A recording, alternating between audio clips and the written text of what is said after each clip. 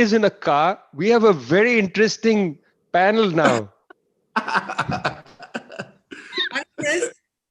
Who is in a car?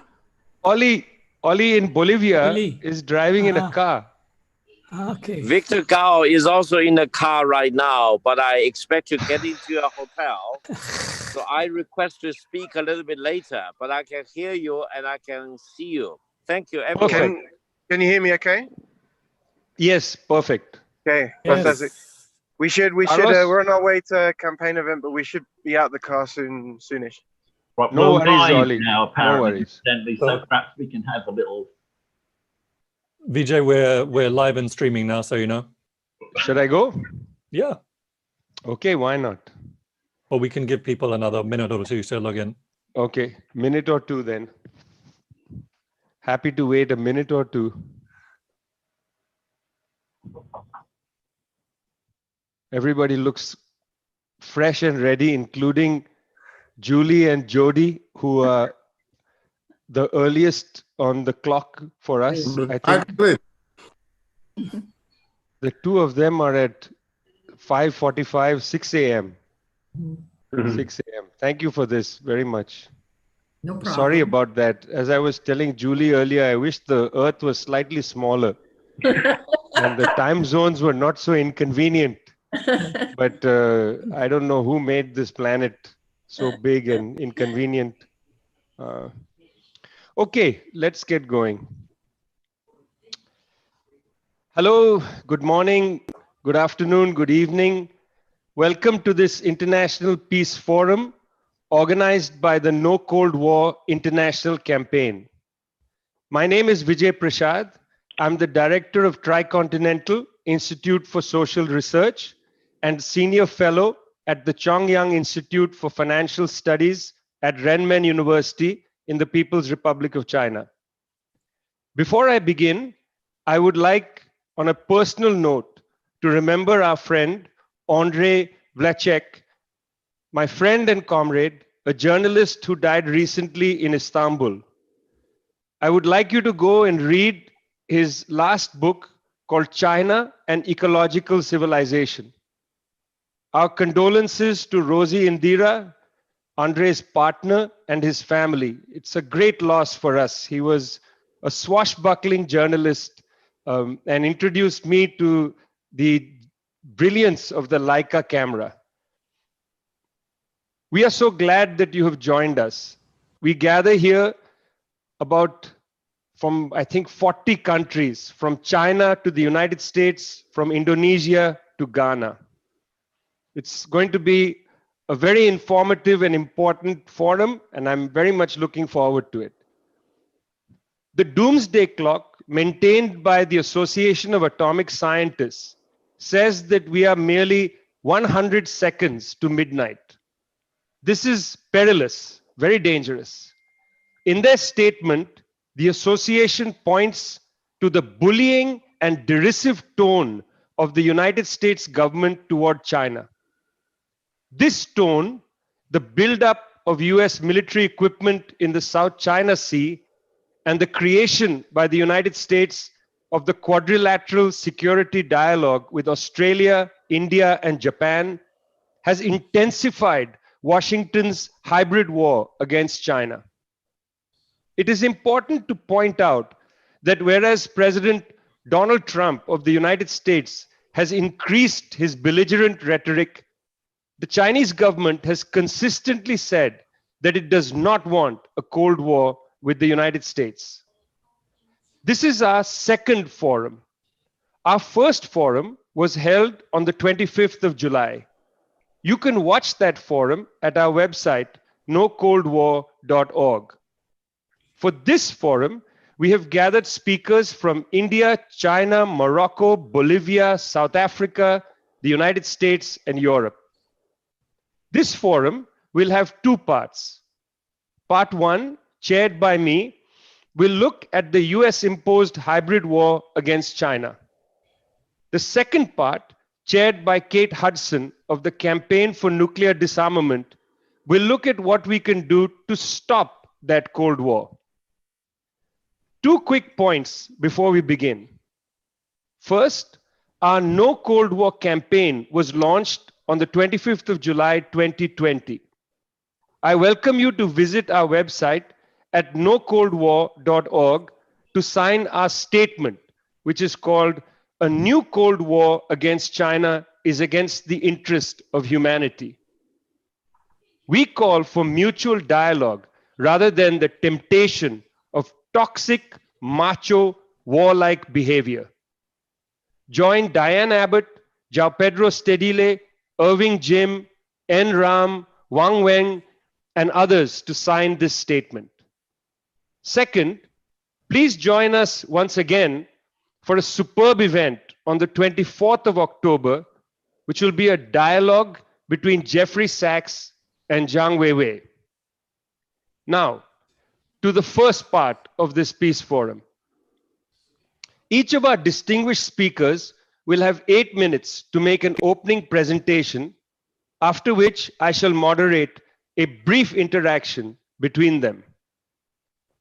Our first speaker is Jodie Evans, the co-founder of CODEPINK, one of the most dynamic peace groups in the United States. If you go online, you can observe Jodie's great bravery at the Republican National Convention in 2016. She held up a sign that said, "No hate," for which she was attacked by people who had come to that convention. Jodie Evans is one of my heroes. Jodie, please take it away. Thank you, Vijay.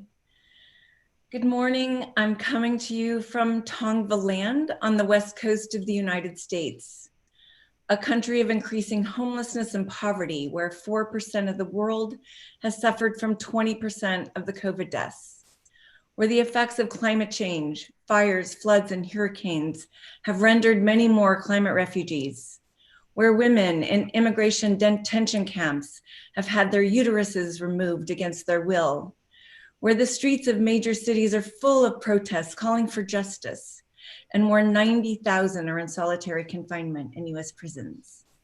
I could go on.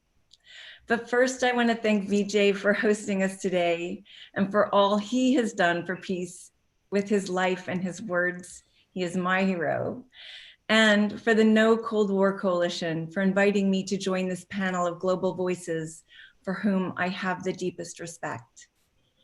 In 1968, I watched as friends were brought home in caskets from the Vietnam War and witnessed the horrific photographs of napalm burns on the bodies of Vietnamese children, and have been an anti-war, anti-nuclear activist since. Of course, I say with you, no Cold War on China. But the US has already begun a hybrid war on China in multiple ways, including dangerous military threats and provocations in Taiwan and the South China Sea. The US has attacked 80 countries overtly or covertly since World War II. It has dropped bombs on 39. It is the sole country to have used nuclear bombs. In these countries, the narrative is clear. Declare them a dangerous enemy and build a case through the US media that makes the false case the accepted narrative. US exceptionalism is a theory advanced by the US elite that the US is assigned the moral right to murder and invade others in pursuit of its right to global dominance. In the Cold War with Russia, the deceptive narrative was one of imminent attack, thus heightening the nuclear arms race and monies that belong to the people of the world to fight hunger and poverty. Those were used to line pockets of death merchants of the military industrial complex. Why is the US pushing so hard for a war with China? First, this didn't just begin with COVID or with the arrest of Meng Wanzhou, the CFO of Huawei. This current effort begins with Obama's attempt to tilt towards the Pacific by creating the Trans-Pacific Partnership, which was an attempt to isolate China from global trade. Today, the US elite are obviously terrified at the tremendous economic success of China. China is the world's leading solar power, wind power, water power, manufacturing power, and of 5G technology. During the last 70 years, China has educated its people and taken 800 million people out of poverty. without invading other countries or enslaving other people.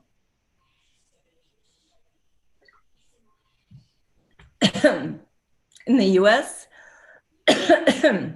by contrast, poverty rates continue to climb.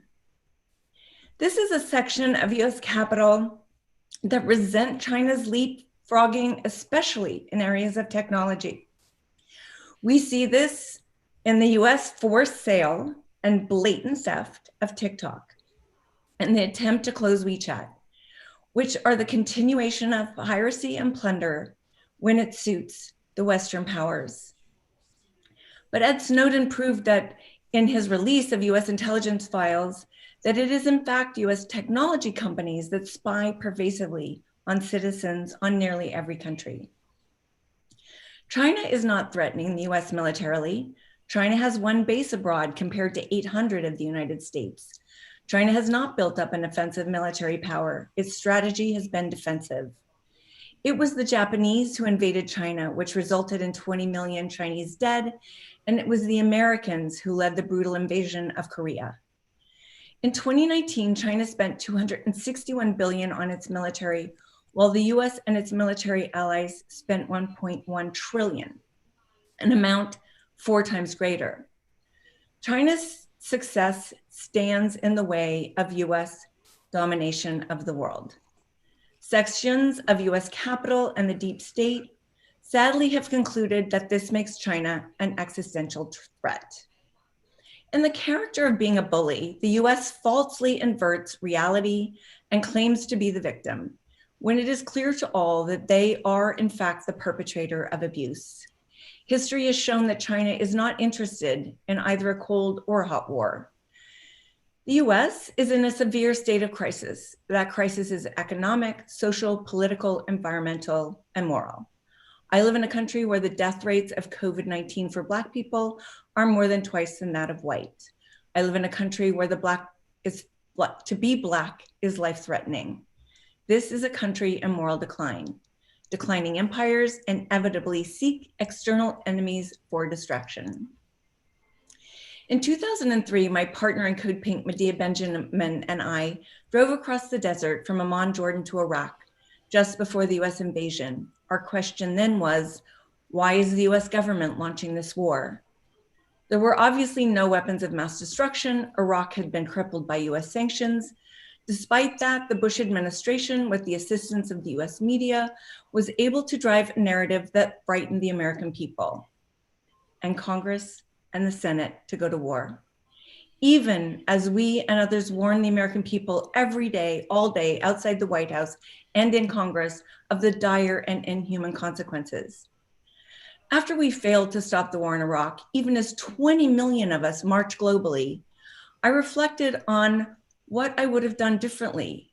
Even though I was working 24/7 for peace, there was a part of me that I thought going to war with Iraq was impossible. It was insane, immoral, unconstitutional, not approved by the UN, but it happened. So I vowed never to underestimate the depravity of those in power in the United States. The USA has always been based on the power of a white ruling elite. It is a power that has never been held to account for its crimes, shown remorse, or acknowledged the insidious damage to life it has caused. But nuclear war is not an acceptable outcome. The American peace movement has a tremendous responsibility to the world to undermine the threat to peace posed by the American empire. This task requires us to carefully identify all sections of the American people who are and can be mobilized against this. We are collectively working to enlist academics, students, Chinese Americans, unions, sections of American business to undermine the narratives that are being driven, to create a much larger movement to stand in the way of this irresponsible drive to war. What is needed is massive education of the world to understand the reality of China. I have been to Iran, North Korea, and China, and it is the people's narratives that must be told. Their stories change the hearts and minds that have been coerced by constant lies, intended to yet again frighten the American people to agreeing to war. We have before us the task to unite all levels of society not on an ideological basis, but on a human basis to resist. We have to take this so seriously.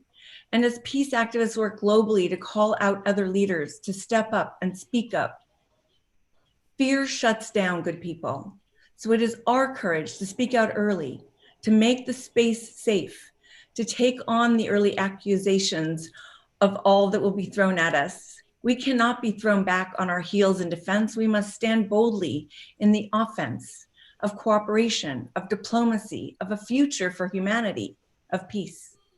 We have to disrupt the narrative Trump is driving as he calls on generations of conditioning with his dog whistle tactics of the yellow peril and the red scare, and write our own beautiful narratives. The only response to global pandemics and climate change is cooperation. War is never the answer. Nuclear weapons are a crime against humanity, and anyone playing with that fire needs a timeout. Who polices the ones that call them the police of the world? We, the people, the global collective of humanity to which this violence has already been unleashed in acts of war that take place every day.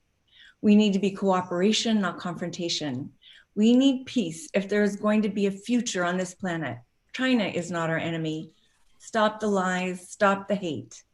Thank you for being here and for your commitment to peace and for laying this groundwork for the global movement we need for cooperation and peace.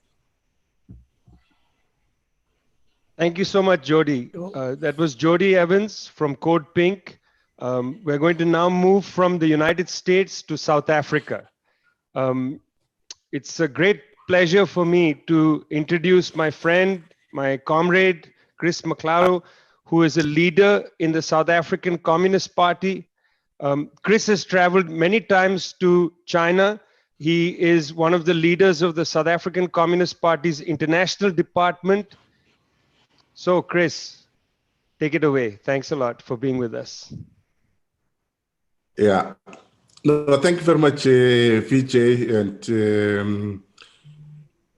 and also thank you to the panelists and everybody that's following this this event. I think it's a very important event in itself. Also happening on the day of a campaign against nuclear proliferation itself. And just in a few days, on the 1st of October, China will celebrate its 71st anniversary as the founding of the People's Republic of China.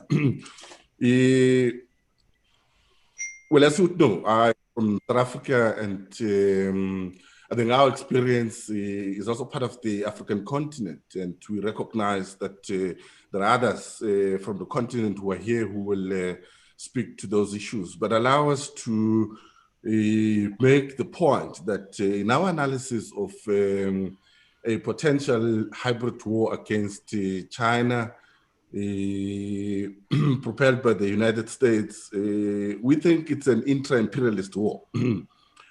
Meaning that, well, both the US and European imperialists are very intent on seeking to exploit the resources of the African continent, at least for our experience. And these rivalries play themselves out in many facets on the African continent. The European former colonialists continue to maintain a dominant presence in West Africa and in Central Africa. They have also been engaging, supporting civil wars in these areas and created a situation of civil war in these parts of the African continent itself. The EU, with its partnership agreements, continue to perpetuate an uneven trajectory of trade development on the African continent that favors the European Union members. As it relates to the United States AGOA, which is the Africa Growth and Opportunities Agreement, it also does that. It throws the African continent backwards as it seeks to perpetuate a new colonial setup on the African continent that continues to benefit these former well, in the case of the European Union, the former colonizer, in the case of the United States, seeking to maintain the dominant hegemonic role on the African continent. And that's why we're arguing that China's penetration on the African continent has offset this kind of relationship. And as we speak, China is now, by all accounts, the largest trading partner of many of the African continent, many of the African countries on the continent. And this has not set well with authorities and policymakers in both Europe and in the United States. And in this current, in the last couple of years or so, we would have seen that there's an increased militarization of the African continent. The establishment of the Africa Command itself is part of that expression, but also that the US has had, in the last period, many military exercises with countries on the African continent and doing training and other things on the African continent. This is part of an endeavor to try and source and carry favor with African countries and African leaders and continue its dominance on the continent. The US has the largest sophisticated military technology, not only in non-personnel artillery that's around on the African continent. It also has built massive, frightening embassies whose purpose, one could argue, is not so much political and diplomatic relations with African countries, but stands out as this massive, colossal threat to African countries.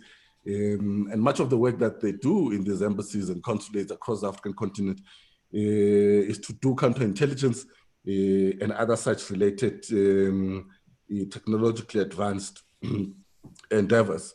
France, as we said earlier on, continues to no colonial relationship with West Africa and continues to be in charge, so to speak, of the important policy instruments in West Africa. For much of West Africa, African countries, they do not have the fiscal policy instruments in their hand because France prints and supplies money or currency for these countries, and the fiscal policy instruments that are taken away from much of West Africa, and as a result, they're unable to assert their sovereignty and progressive democratic decision-making in those countries. And this is not to suggest that China's penetration on the African continent has no critique. It does. It has a positive critique. But that has been spewed out, in particular from academic institutions and others in the United States and in Europe, is actually set as a basis to buttress the continued uneven relationship that both European Union and the United States seeks to perpetuate on the African continent. The African continent has benefited in the last few, 2 or so decades since China's return in the post-Deng Xiaoping opening up period and go out, Jiang Zemin's go out policy. We've seen China investing in infrastructure, in many other important projects on the African continent.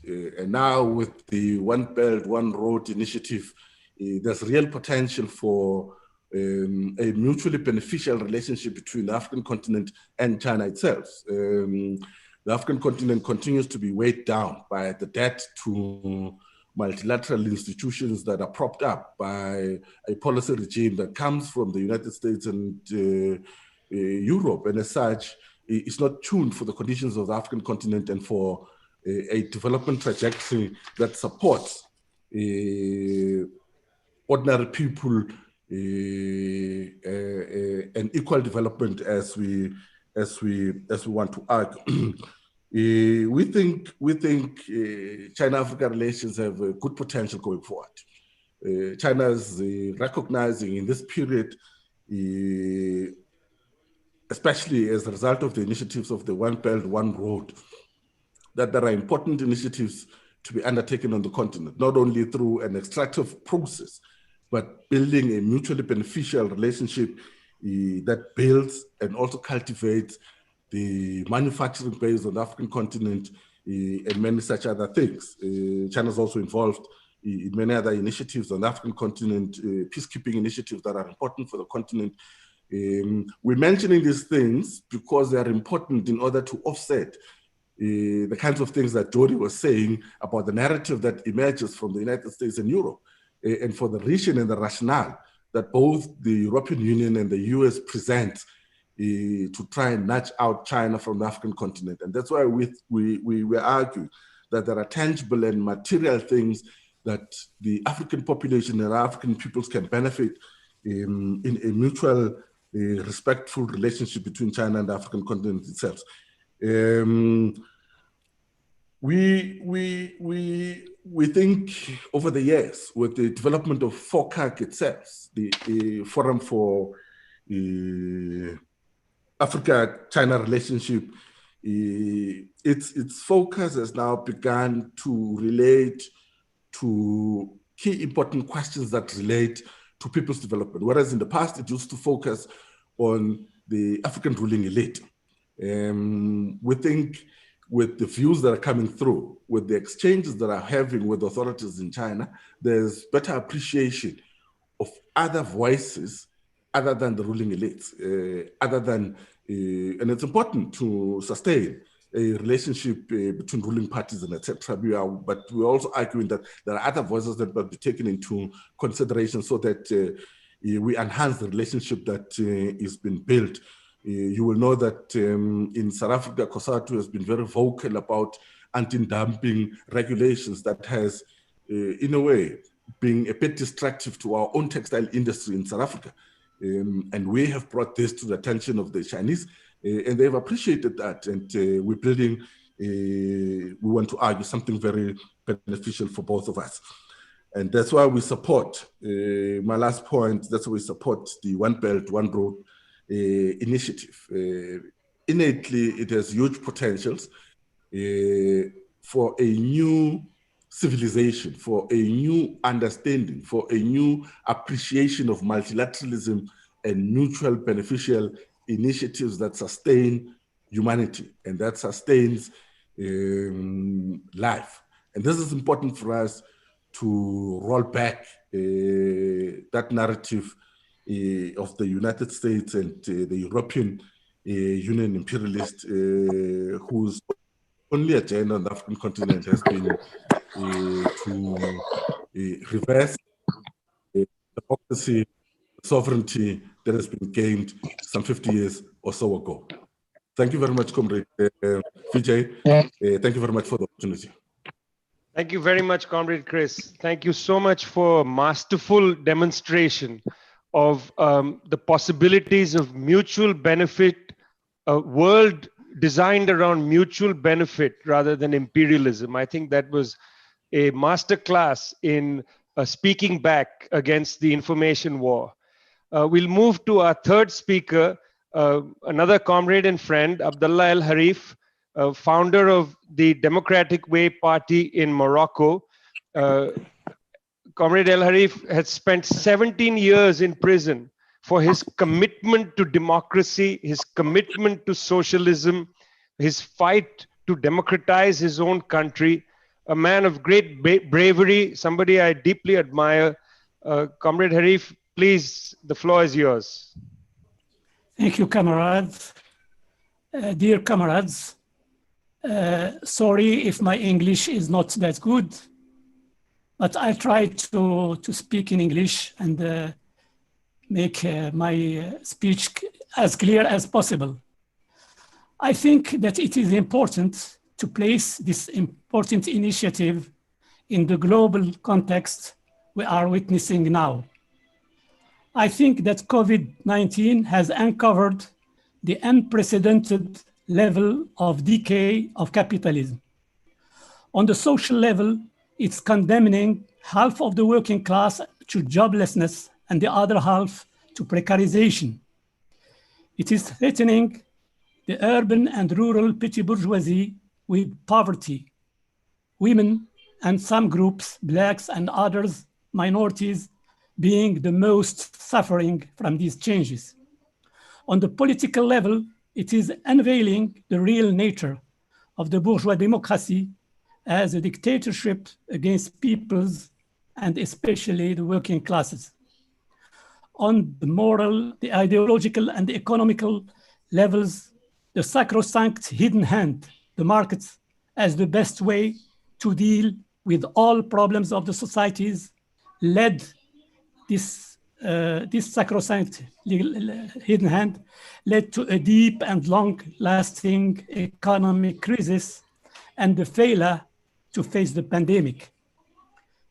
The insatiable search of profits by capitalism inscribed in its genes leads to an unprecedented and quick destruction of nature, threatening life on Earth. In brief, capitalism is leading humankind to barbarism or even annihilation, creating in the same time the objective conditions of the unity of humankind against it.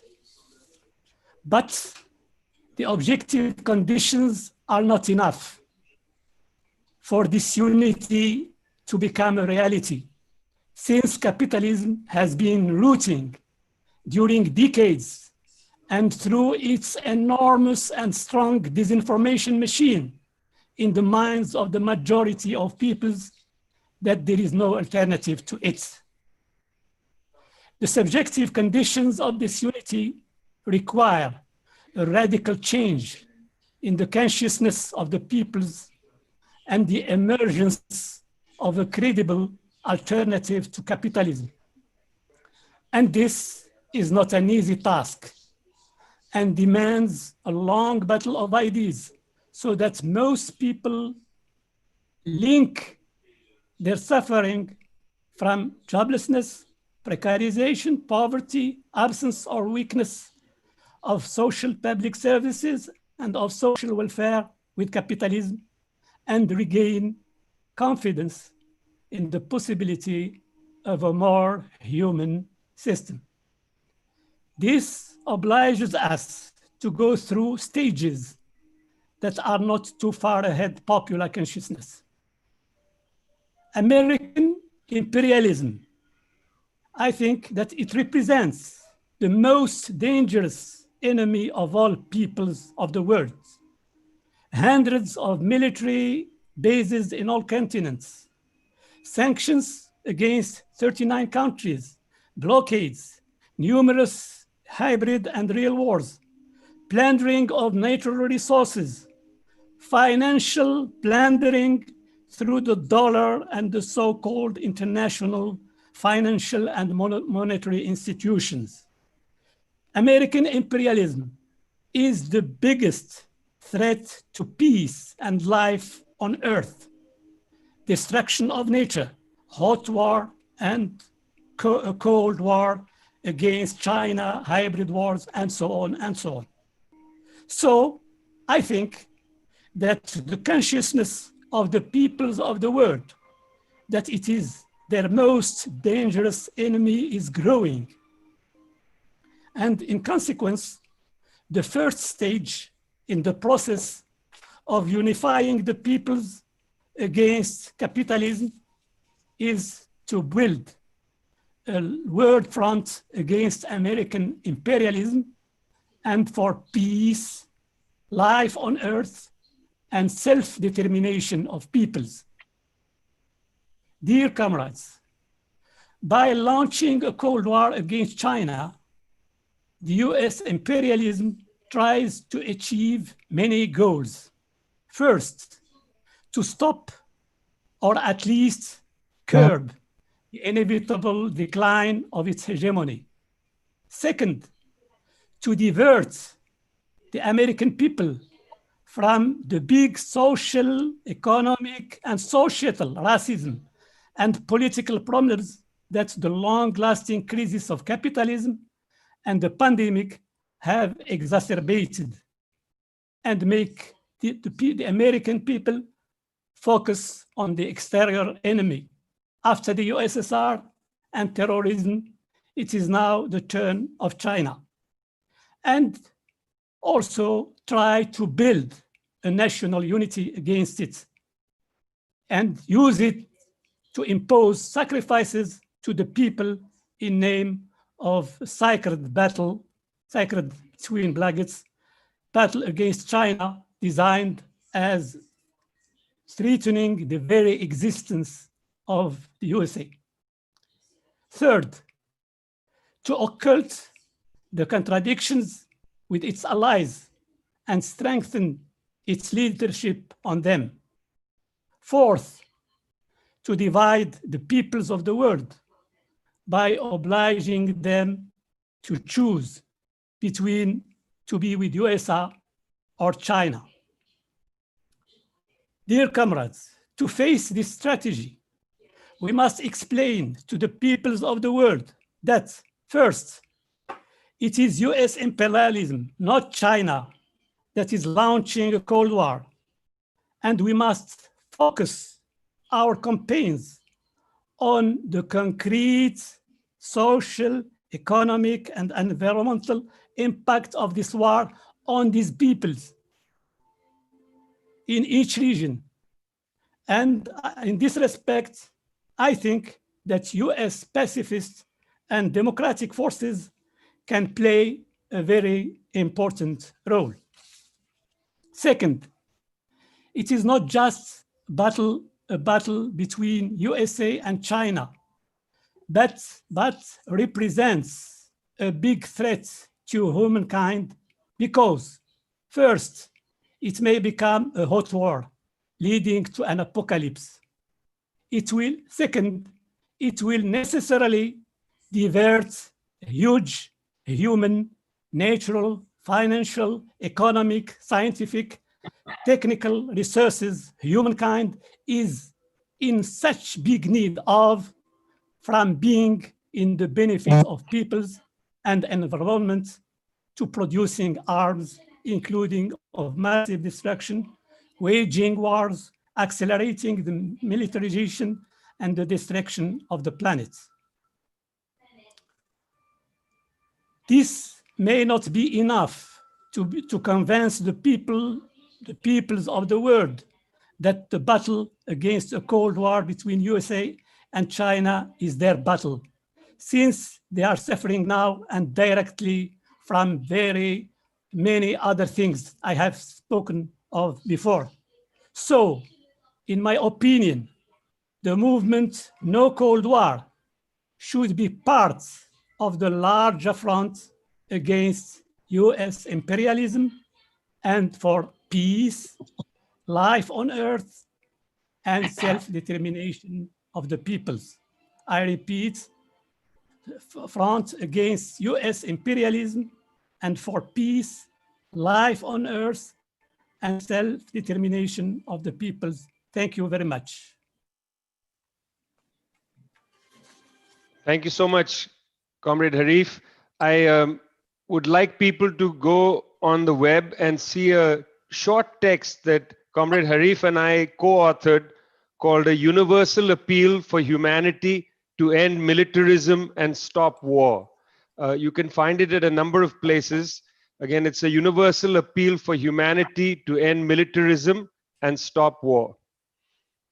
It's with great pleasure that I introduce our next speaker, Professor Victor Gao, who is a professor at Soochow University in China, and is of course well known to us as the interpreter and translator for Deng Xiaoping.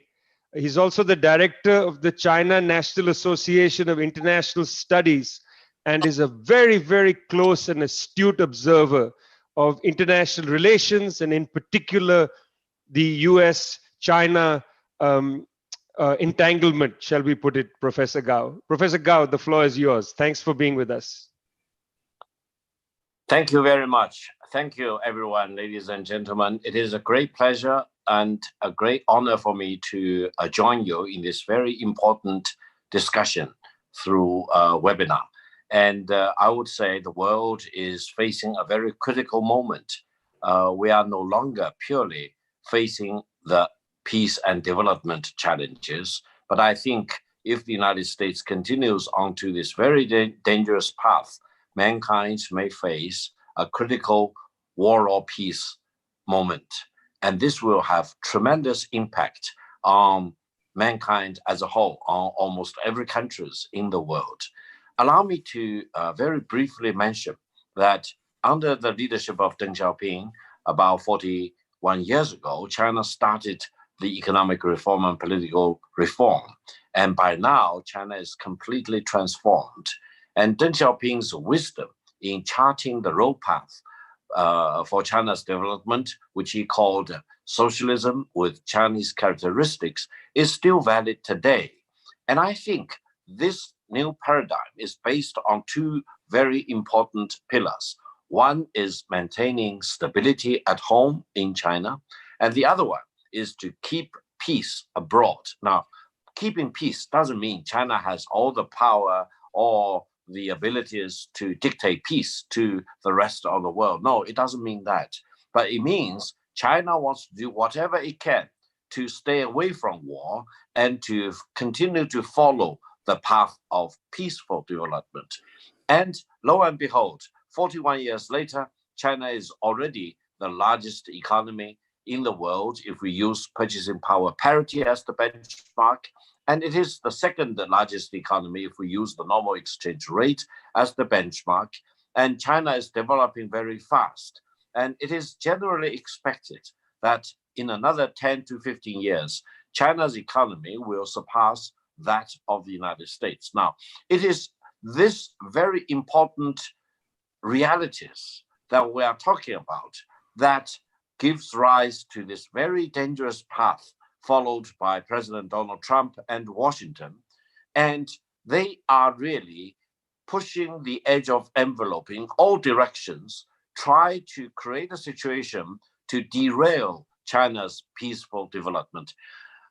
Ironically, I've called this the Tonya Harding syndrome, mainly because we know what Tonya Harding was. She was a figure skater in the United States. She won the national championship in the United States, but then she was really very much worried about Nancy Kerrigan, her competitor, outperforming her and taking the prizes, not only the national championship, but also at the Olympic Winter Games. What she did was to collude with her husband and other associates, and they whacked the kneecap of Nancy Kerrigan, putting her out of competition. Now, Tonya Harding syndrome not only can afflict individuals, but it can also afflict countries or systems, etc. And I think what the United States is doing right now is to try its best to whack the kneecaps of China, to put China out of competition. Now, this is against fair competition. This is against the economic development. And this is against the fundamental interest of the Chinese people, but also the American people, and I would say of the world peace and development at large. Therefore, I think while we are talking about this dangerous trend in the United States, which want to look at China as an enemy, and they want to spare at nothing to entangle China, for example, in a Cold War or in a hot war, whatever you talk about, but their aim is very clear. They want to derail China's development. And this is very, very unfortunate because I would say people with decency of mind can tell that it is up to the hardship and entrepreneurship of the Chinese people over the past 40 years or so that China has transformed itself economically as well as politically. It is not by the giving away by the United States, for example. It is definitely against what President Trump has been talking about. For example, China raping the United States. What's the fun of raping the United States, if anyone can tell me? Or, for example, China plundering the United States. No, it's not. It's by fair competition, fair trade, good commerce. And I think eventually the American people, the consumers in the United States, actually benefited from that. Therefore, I think we do not want to see more and more lies coming out of Washington, expressed especially by the president of the United States. we want to see the United States adopting more responsible approach to not only its domestic affairs, but also to major international affairs.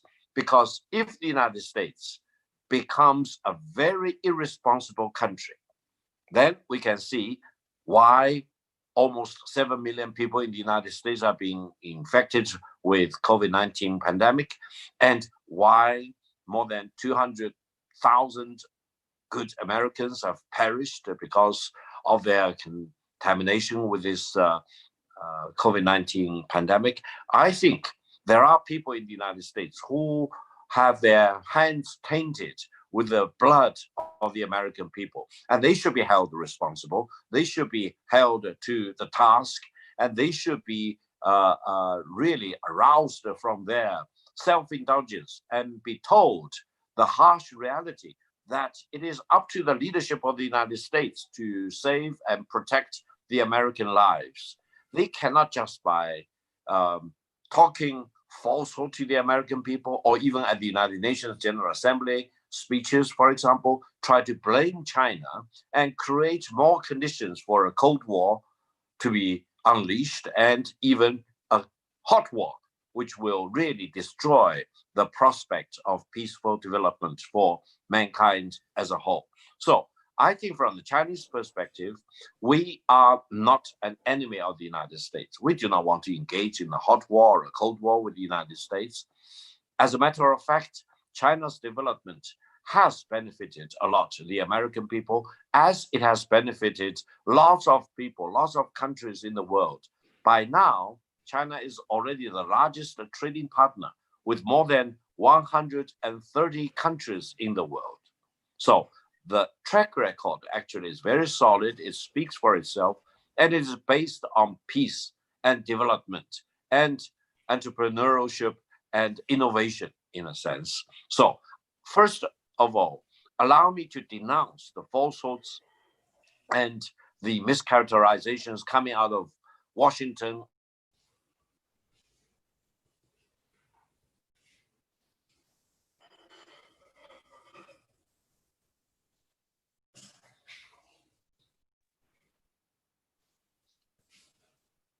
I think we're just going to wait a second for the internet to return, perhaps.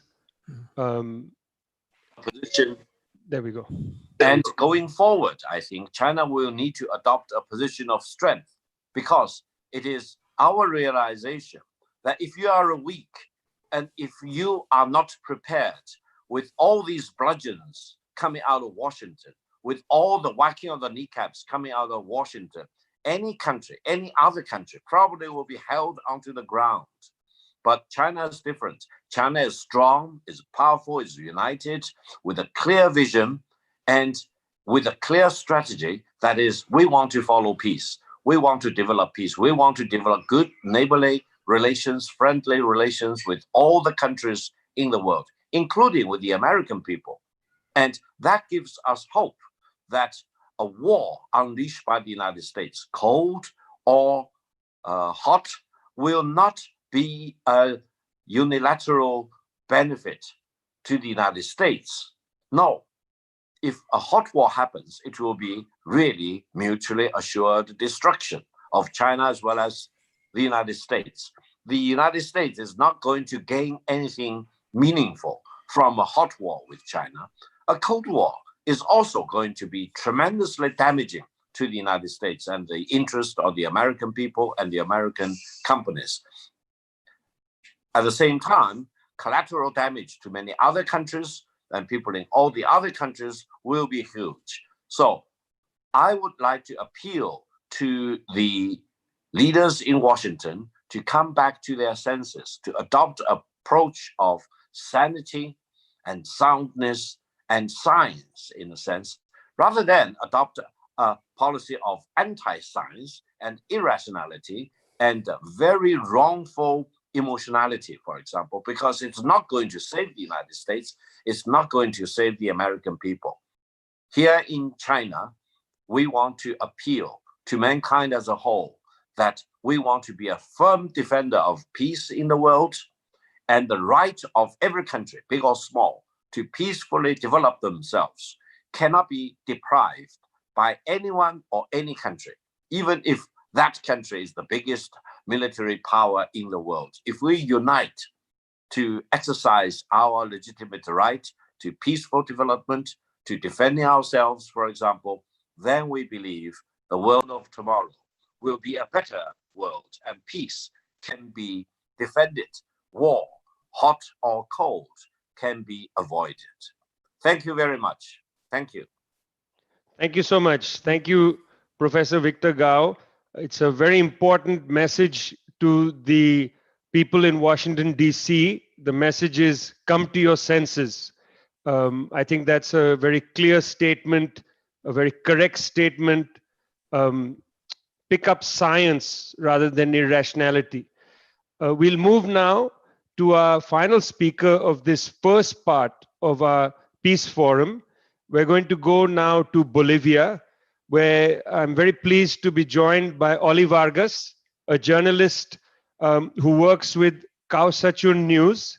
Ollie has covered the coup against our brother Evo Morales and is now covering the election campaign in Bolivia. And he's out there on the road in the front lines of what a journalist does best, which is be on the street, stand on the street in the sunshine, and cover developments as they happen. Ollie Vargas, welcome to the Peace Forum. Thank you so much for inviting me onto this important panel. As you said, I'm here in Bolivia. I'm here in the city of Cochabamba on the Bolivia's election campaign. We don't have a free moment ever. We've been living and sleeping on the road in cars, but I'm really pleased to be able to make time for this crucial event because it's an issue that affects all of humanity, affects countries such as Bolivia, such as Venezuela, such as Cuba. And as many of you know, Bolivia is the latest country to have suffered US intervention, to have left the path of sovereignty and national development and adopt the US model of free market destruction and colonial dependency. And I think what has happened in Bolivia is what the United States wants to impose in China, in Cuba, and those countries that have successfully resisted US imperialism for so many years. So what has happened in Bolivia? We've seen the indigenous majority, the working class majority of the country now excluded from power, where once they were able to participate in the political governance of the country, they're now excluded, now discriminated against on the basis of race, of culture. And in the economy, the effects have been even more disastrous. After just a few months of neoliberal reforms, of paralyzing state-led development projects started under Evo Morales, by privatizing the state industries that were nationalized by Evo Morales, by destroying the public spending, the levels of public spending, of social spending that was possible thanks to the nationals, to the socialist development that Bolivia had enjoyed the past 14 years. All that has been destroyed, and unemployment has now tripled. Poverty has risen to the levels it was 15, 20 years ago when Bolivia was the poorest country in the region. Bolivia has gone back to the path of dependency, of assuming its role in a global division of labor, in which the country exports raw materials with no means to alleviate the poverty that the country suffers. Now, China stands as an inspiration for countries in Latin America and the global south. Because China is a country that has refused to accept its destiny as a colonized country. China is a country that suffered a century of humiliation, the country whose big cities were divided up between numerous colonial powers for many years. But what's happened now in China? Now China has refused to accept that position, and it has taken the path of national development through using the state as a motive through which to build the country's productive forces, and through that lift people out of indignity, out of poverty, give people the tools with which to live a human life with internet, with electricity, with running water, with homes that don't collapse whenever there's rain. And that's the path that countries such as Bolivia were also taking for 14 years, were beginning to develop, and which has since been destroyed. So the China model is an inspiration for countries around the world. But it's also important to remember that China is not a country that seeks to impose this model around the world. It doesn't seek to invade countries, to promote coups, to install puppets around the world. Here in Latin America, China has extremely close relations with both Venezuela and Colombia, two countries with completely different, divergent ideological, official ideologies, but which China still has commercial ties in both countries. China had commercial ties with Argentina's right-wing neoliberal government of Mauricio Macri, and next door here in Bolivia with the government of Evo Morales. China doesn't seek to impose their way of life, their culture, their economic model on those it interacts with. So although the China model isn't something that's being exported, it's something that we have to study because it's a model that can bring peace around the world. If the United States engaged with the world, it sought partners in development, if the United States sought to work with countries as equals, then the world would be a far more peaceful place. If they did as China do, cooperating with countries for mutual economic benefit, for mutual economic development, then the world would know prosperity, the world would know peace, and something that has eluded, sadly, most of the world for many years. And here in Bolivia, China was involved in a number of state development projects that brought huge benefits to Bolivian people. Just in the internet connection I'm speaking with you right now is thanks to Bolivia-China cooperation under the government of Evo Morales. Before Evo Morales, when Bolivia was a neoliberal, when Bolivia had the neoliberal model that created so much poverty, the country had almost no connectivity. Those in rural areas and working class sections of the big cities didn't have phone signal, didn't have internet connection. And what happened when Evo Morales took power? He worked with China to build a satellite. It's called the Tupac Katari satellite, named after an indigenous leader who fought the Spanish Empire here in Bolivia.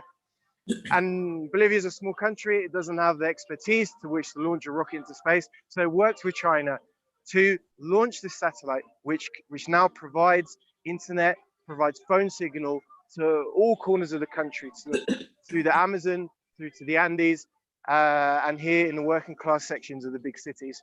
So from that example cooperation, we can learn a lot. Because although China brought the expertise and a lot of the investment, they didn't seek to take ownership of the final product. That satellite belongs to Bolivia, belongs to the Bolivian people. And China entered into that project as a partner, as an equal, for mutual economic benefit. Is that the model that the US adopts? It's not. The US seeks to take ownership of a country's natural resources, seeks to take ownership of a country's government. And that's the model that will always lead to war, because it overrules the right of self-determination of the people. So wherever the people demand to govern themselves, demand national independence and sovereignty, they always run up against the model that seeks to crush them. So I think we have a lot to learn from the model, the China, the way that China interacts with the world on peaceful terms, seeking equal partners, seeking cooperation rather than domination, rather than dependency. So with that, I hope we can have an important discussion. And I just want to end by saying that China is an inspiration for countries such as Bolivia, inspiration how to rise out of a position of undignified poverty, of colonial dependency, and we have a lot to learn. Thank you for inviting me onto the panel, and I hope we have an interesting discussion. Yes, thanks a lot, Ollie, and thanks for your reporting and also the mention of the satellite. I think that's very important part of of what we have to see. I think what's going to happen is we may not be able to have much give and take right now because we'll soon move to the second panel. I want to make some observations, 4 observations based on these incredibly rich presentations. I should say that this entire Peace Forum will be available online. So I personally am going to go and listen to them again, to study them, to learn from them, and I hope others will, and also share these contributions widely, perhaps write about them, talk to people about them. We are in a battle of ideas, and I think that's vital. Let me just sum up what I think I learned from this very rewarding first session.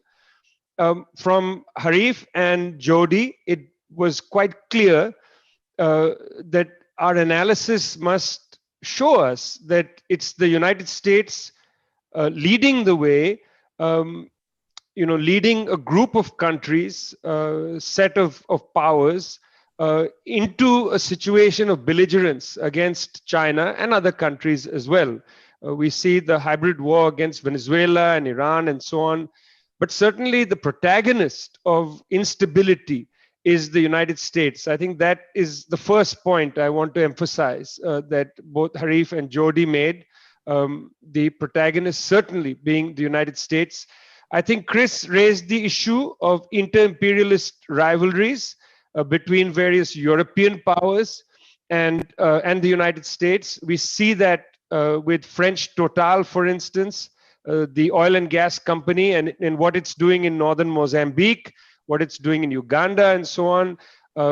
People talk a lot, Chris, about the entry of China into Africa, but of course, there is an earlier history of colonialism they don't want to talk about, which is European colonialism in Africa, and then the contemporary ongoing colonial or neo-colonial operations of European companies, European governments, Emmanuel Macron traveling the Sahel as if he is the new viceroy. I think that's an important point about the inter-imperialist rivalries between the Europeans and the United States. The second point raised by this panel, which I think must be absorbed, was from Victor Gao, a point that I think people need to study and look at, which is that the Chinese people and the Chinese government are not interested in putting forward a war. They don't want to respond to the attack on China with belligerence in turn. I think this is important. The Chinese government has consistently said, as Professor Victor Gao put it, consistently said that they are not interested in any kind of engagement like this. The third important point, which I think Chris and Ollie brought up, very important point, is the possibility of founding the world order on an alternative basis, the basis of mutual benefit and development. Trade for mutual benefit rather than trade to impoverish countries. This needs to be studied. It needs to be looked at. I think it's a very important part of what has been happening in parts of Africa and South America. I think Ollie's examples of the Chinese cooperation with the government of Evo Morales, a government in 14 years which did more for the Bolivian people than any other government in that country's history. The cooperation with China has been fundamental to that. I think Chris's point about Chinese cooperation with very many governments on the continent, building infrastructure, transferring technology, and so on, I think is crucial. So the third point that this first panel put forward was to look carefully at the possibility of mutual benefit rather than imperialism as the foundation of a new order. I want to say that, when we talk about peace and we talk about a peace forum, for us, peace is not the antithesis of war. It's not the opposite of war. It's not the negation of war. Peace is a vital force. Peace is the way we want to organize the world.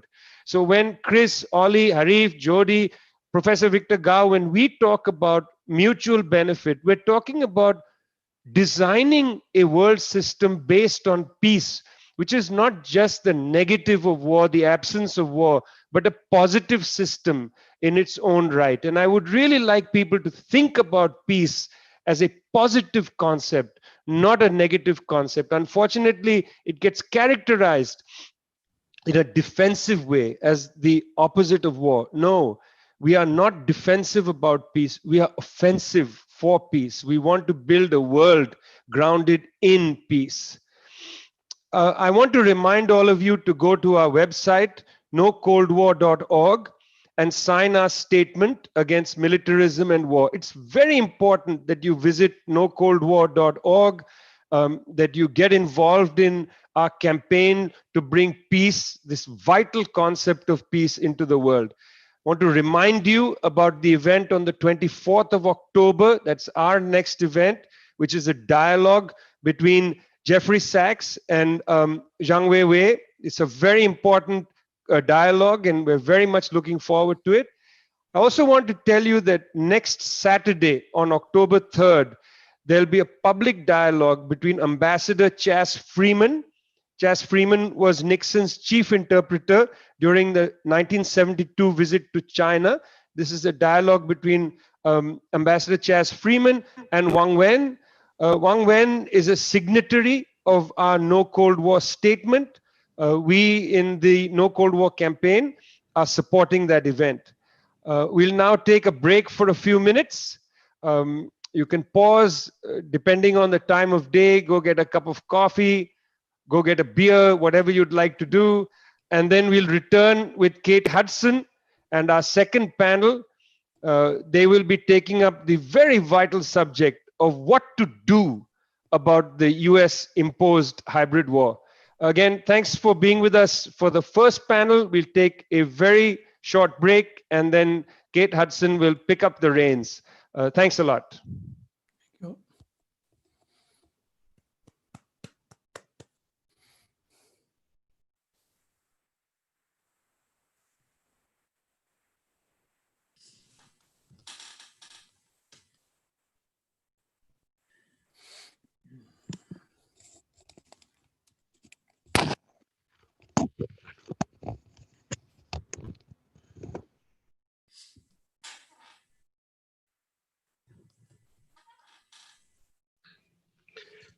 Thank you, everyone. This is Victor Gao. For the first panel, it's over. Is that right? Yeah, that's right, Victor. The speeches went on a little bit longer than we'd expected. So we decided we would have to cut out the discussion section. Okay. So am I suppose I'm not needed for the second panel, I suppose, other than just listening into the speeches. Yeah, your work here is done, but it was excellent work. Thank you so much. Thank you. Thank you. Send me the link eventually. Thank you very much. Thank you. Greatly appreciated on the chat, I can tell you. Thank you. Thank you, John. Thank you. Bye-bye. Bye. Bye-bye. Thank you everyone for the invite. As you can see behind me, there's a campaign event about to set off, so I'll need to head off. I'll be listening and posting this event later. Thank you so much. It's a really interesting event. Thanks a lot, Ollie. Great to see you. Thank you.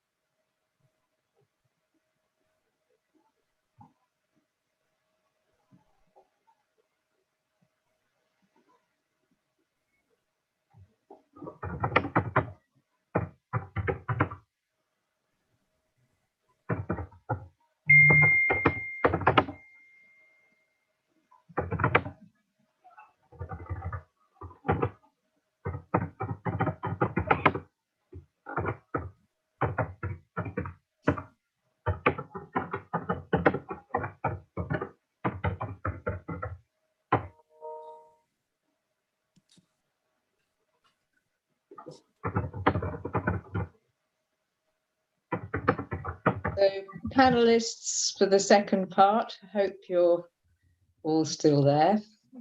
If not, I hope you're coming back shortly because we'll be starting again in a few minutes. So, Okay. Hi, Lindsey. Good to see you.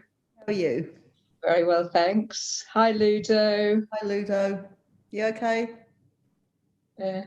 Julie's with us. Hi. Hi, Julie. And Margaret. I'm here. Hi. Hi, Margaret. Okay. So we'll be, I guess Carlos will give us a little heads up when he thinks it's time for getting back to the work.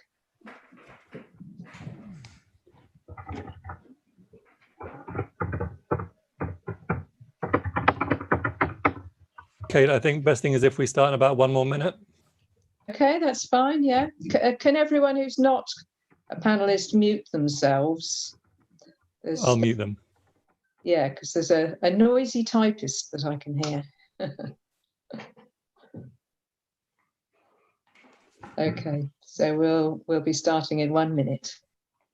Okay, is there enough light on me? Do I need to put on those little side lights that I have? I can see you fine, Julie. Okay, because I have these little lights too, you know, but it's very glaring on my eyes. I prefer not to use them. No, don't okay. want to be dazzled. No, that's okay, why we can see you. Because it's getting brighter now. It's 7:13 here. Sun's coming up then. Sun's coming up. Not here, is it? No, it's very miserable day today. Very windy. Yeah. Yeah. Okay, so well, let's make a start. Welcome back, everybody, to the final session of the Peace Forum. This is entitled How We Organise to Stop a New Cold War. I'm Kate Hudson. I'm from the Campaign for Nuclear Disarmament in Britain. As an organisation, like many other peace groups, we're very aware of the grave dangers to world peace that are posed by a new Cold War, and we're getting organised, getting active to prevent that kicking off. And of course, we're not alone in that goal. Since the No Cold War campaign was launched in July, it has attracted really significant support from peace and anti-war movements across the world. So this session is bringing together many of those movements to discuss how we can organise to stop the new Cold War.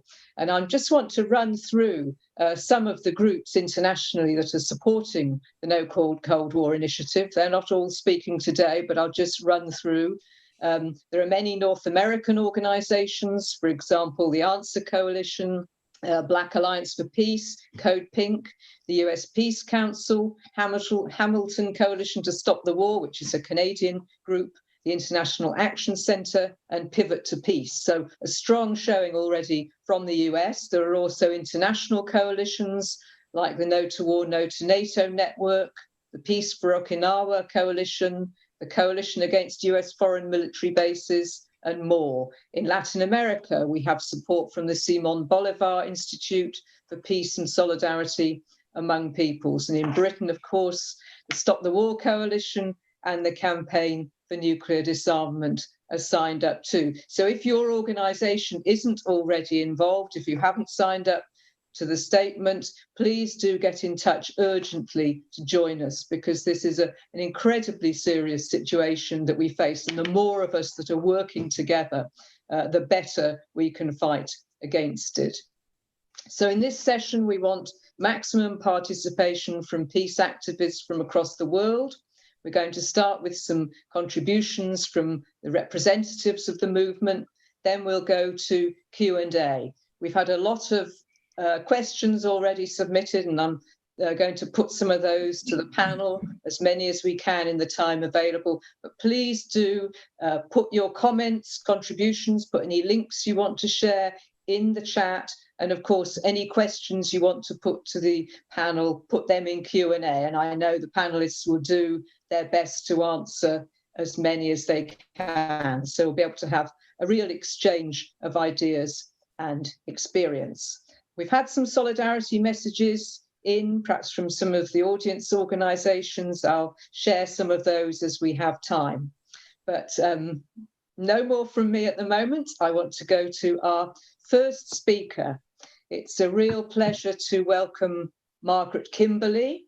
Margaret is a co-founder, editor, and senior columnist for Black Agenda Report. She's the author of Prejudential, Black America and the Presidents, and a contributor to the anthology In Defense of Julian Assange. Margaret is also an administrative committee member of the United National Anti-War Coalition and the coordinating committee of the Black Alliance for Peace. It's a great pleasure to have you with us today, Margaret. Over to you. Greetings. Hello, everyone. This past week here in New York, this year it was virtual, the United Nations General Assembly met in this 75th anniversary of the organization's founding. Despite various shortcomings, the UN is viewed by most people with respect for its mission. But you wouldn't know that by reading the words of Donald Trump, President of the United States. Trump's speech was made up of invective and accusations directed at the People's Republic of China.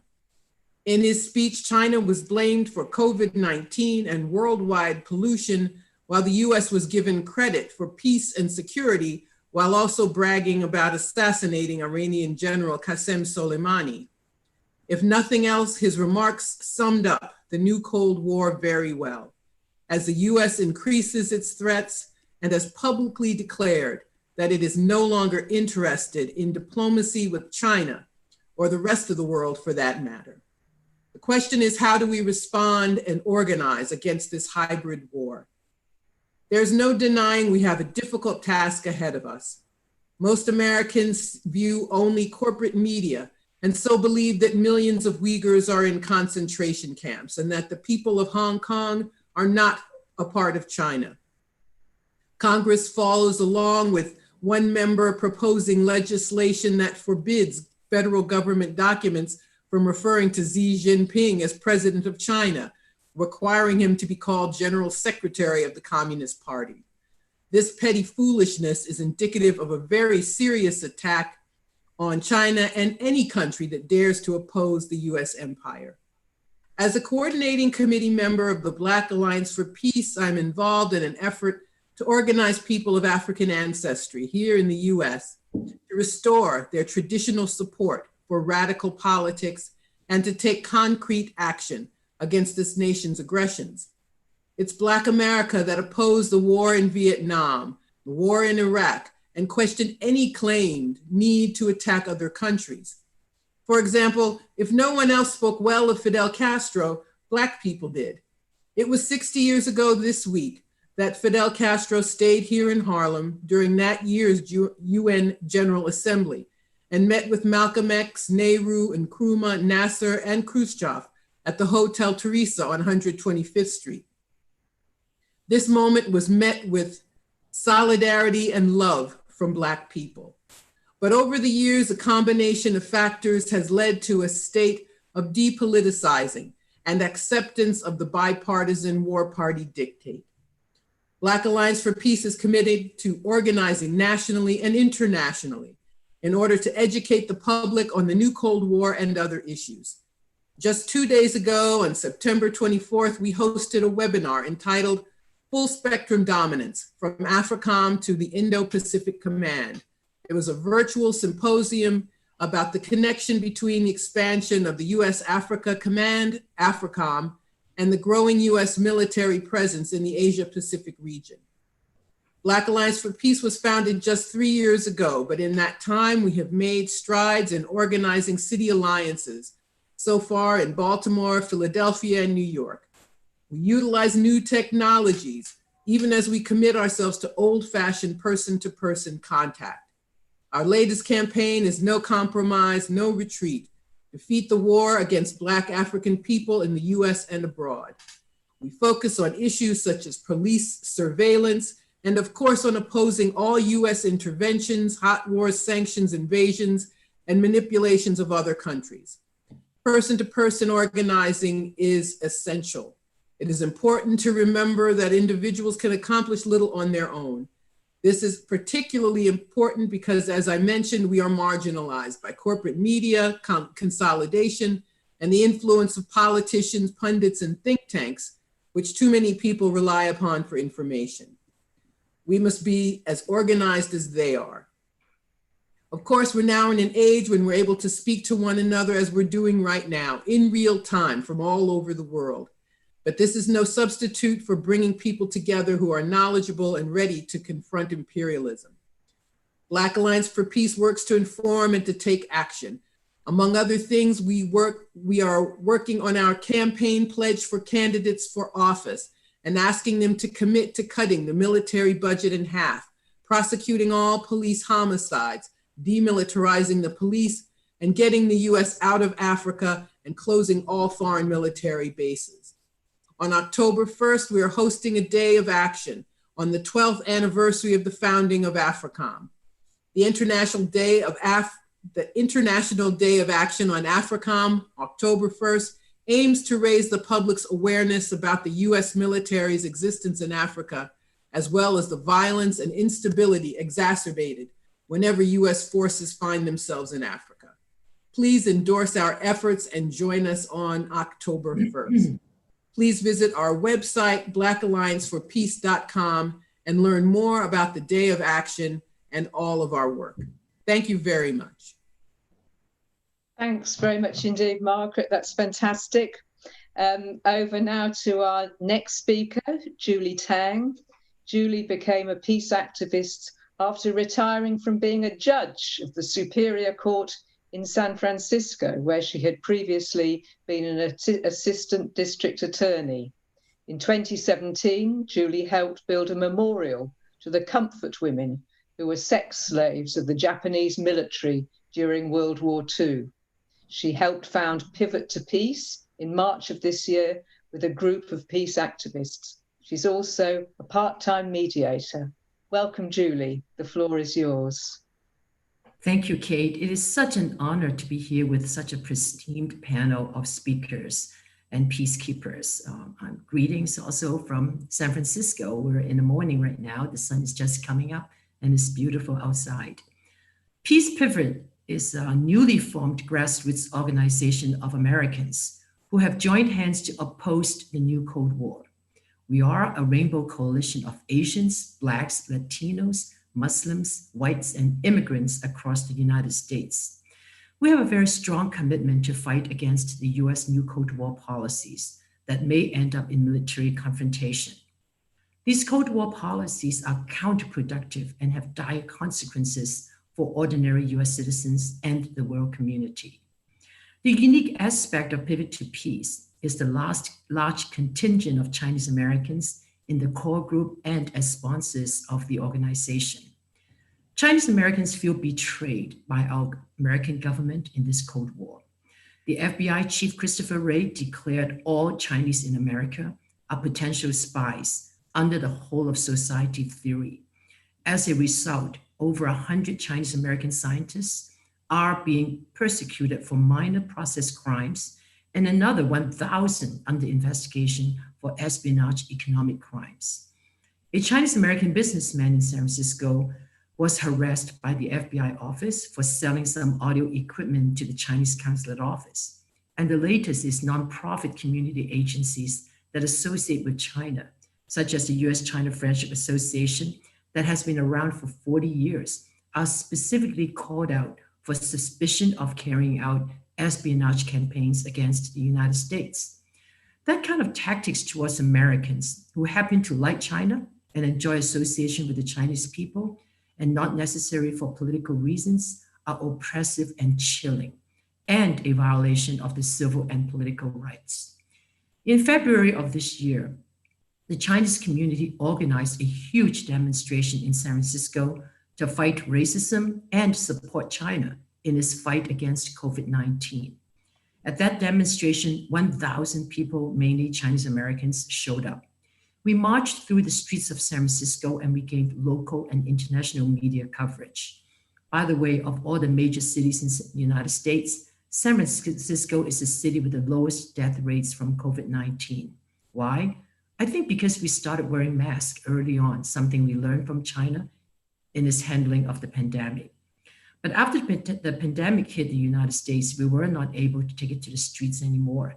So we joined Pivot to Peace and started organizing peace efforts with a broad-based group of individuals who love humanity and our country, the United States of America.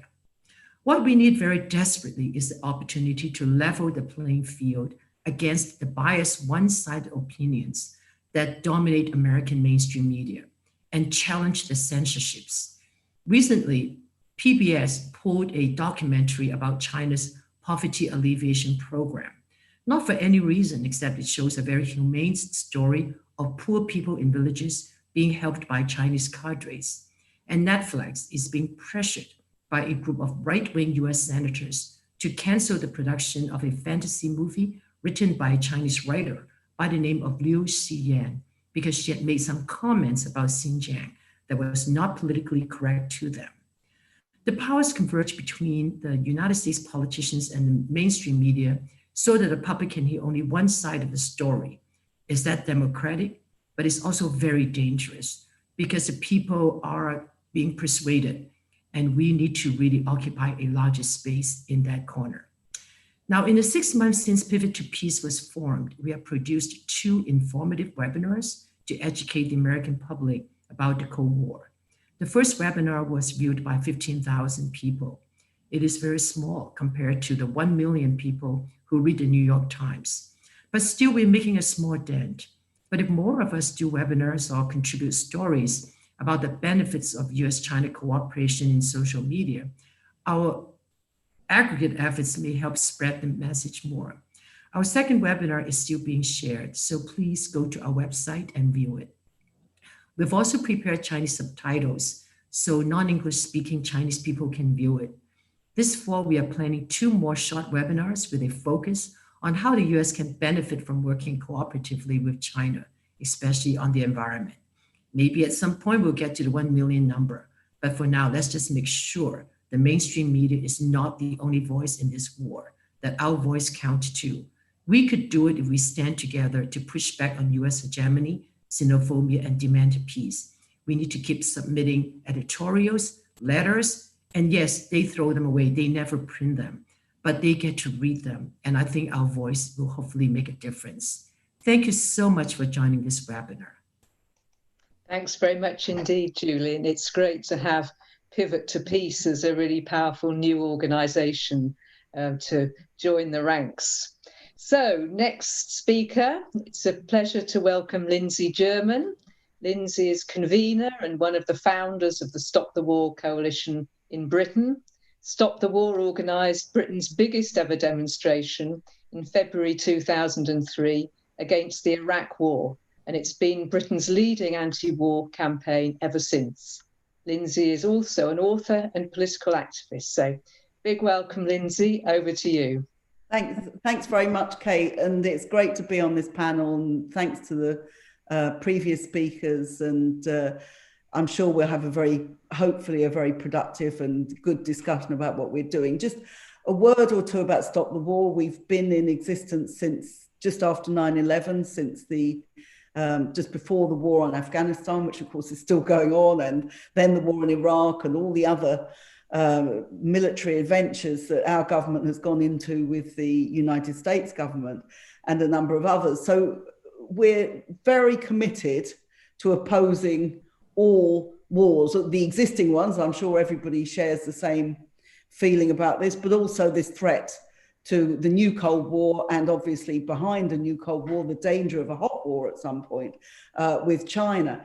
And I think, if you look at, and again, the colleagues in the United States obviously know this much, much better than me, but not only have you got Trump, who is both trying to damage China economically, we've seen with all sorts of things, trade wars, tariffs, the most latest with TikTok, but also to increase the threat militarily to China. And we see this in a whole range of ways, most recently, the whole question of Taiwan, and the arms deal with Taiwan, which the United States has agreed, but also the way in which they're spending money on armaments with a very strong sense of this being about confrontation with China, both in terms of upgrading their navy and also in terms of the eye-wateringly, what is it, $1.3 trillion that they're talking about developing new nuclear warheads, which are aimed at this kind of conflict. So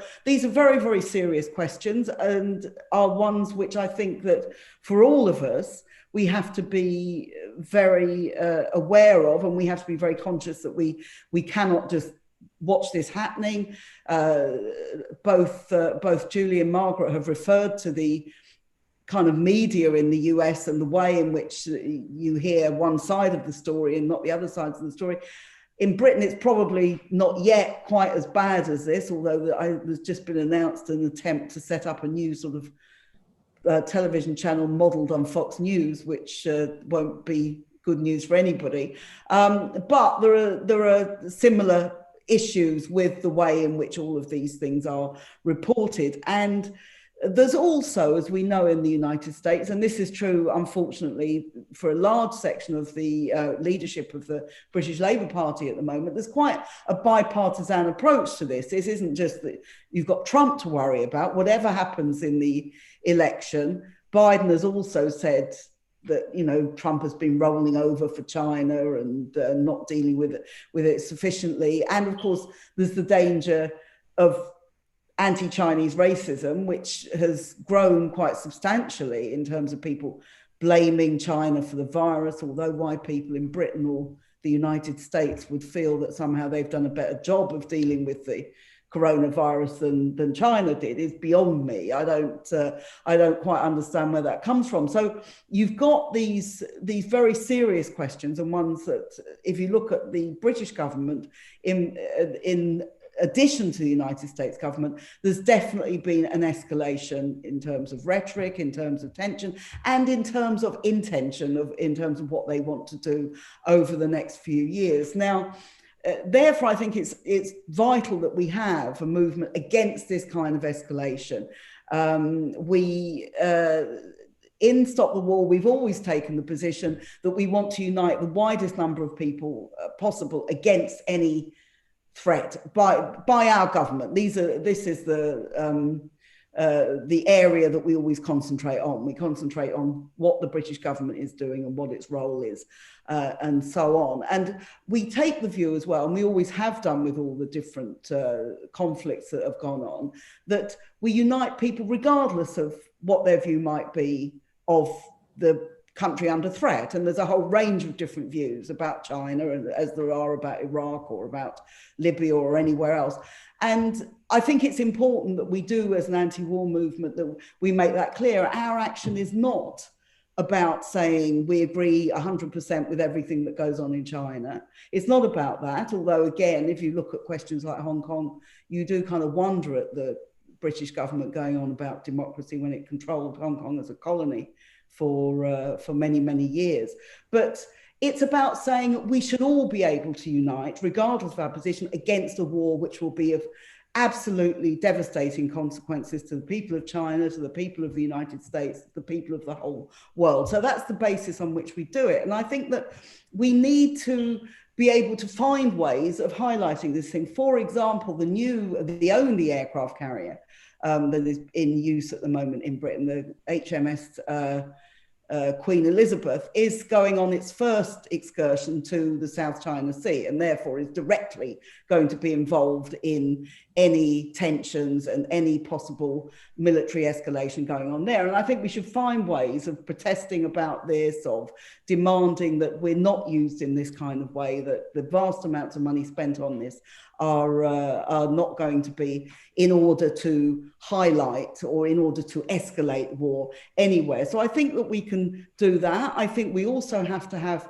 an ideological argument about why war is wrong and why we don't want to go to war with China, and the role of British imperialism, which is a very long role, the role of US imperialism at the moment. And those are important things for us as well. I also feel that the whole question of the cost of war, when we have this huge health crisis, when we have this huge economic crisis, when we have all these things going on, then I think it is absolutely incumbent on us to say that why should the people of some of the richest countries in the world suffer as a result of this military conflict, this escalation of arms spending and the threat of future wars. So all of those things are important to us.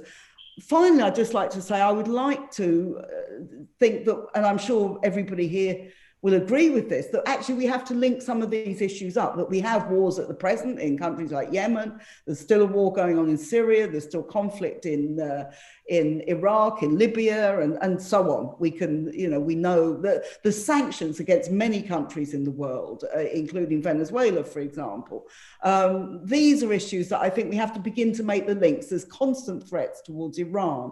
There's the new deal in the Middle East between the UAE and Israel, which will lead to further conflict. And all of these will not be separate from this question of a new Cold War. They will help to fuel a new Cold War. So just to conclude on that, and to conclude also that one other issue I think that we need to constantly have in our minds, and that is the question of racism and how wars fuel racism. I referred to the anti-Chinese racism, but we know with the Muslims in countries like France, the United States, Britain, the level of Islamophobia has greatly escalated in very large part because of these wars. So these are all issues. Very happy to be here today. And I think we can find all these issues which can unite us in order to stop this growing fear of a new Cold War. Thank you very much. Thanks very much, Lindsey, and thanks for that very important message of unity. Can I let everyone know that Stop the War has a fantastic new website? So, Lindsey, maybe you could share the link in the chat. And can I say also thanks to everyone? Done, Kate. Thank you. I have done. Thank you. Brilliant, brilliant. And thanks to everyone for sharing links and putting questions and so on in the chat column. It's really useful and helpful, and just reminding our panelists again to look at some of the questions there and respond to some of the points in the Q&A box as well. There's a lot coming in there. So over now to our final panelist, Ludo de Brabander. Ludo is spokesperson for Vrede VZW, the Belgian peace organisation, and he's a member of the International Coordinating Committee of the No to War, No to NATO network. And I should remind everyone, remind Ludo, we've been on many anti-NATO demonstrations marching together alongside the movement from Europe and North America, and with Lindsey as well, of course. Ludo is also the author of several books on NATO, the Middle East and militarism. So Ludo, over to you. Thank you, Kate. I hope you hear me. Yes, okay. Thank you to give me the opportunity to contribute to this important discussion. Maybe I first start honestly, and I have to admit that the peace movement, it's true, is not very strong today. But, and although history shows that on crucial moments, the peace movement is able to mobilize on a massive scale. We have seen that in the anti-nuclear weapon movement in the 80s, how many hundreds of thousands in each of the countries in Europe, for example, in the United States, have been joining the demonstration. And of course, let us not forget the anti-war movement against Iraq with millions in the streets worldwide.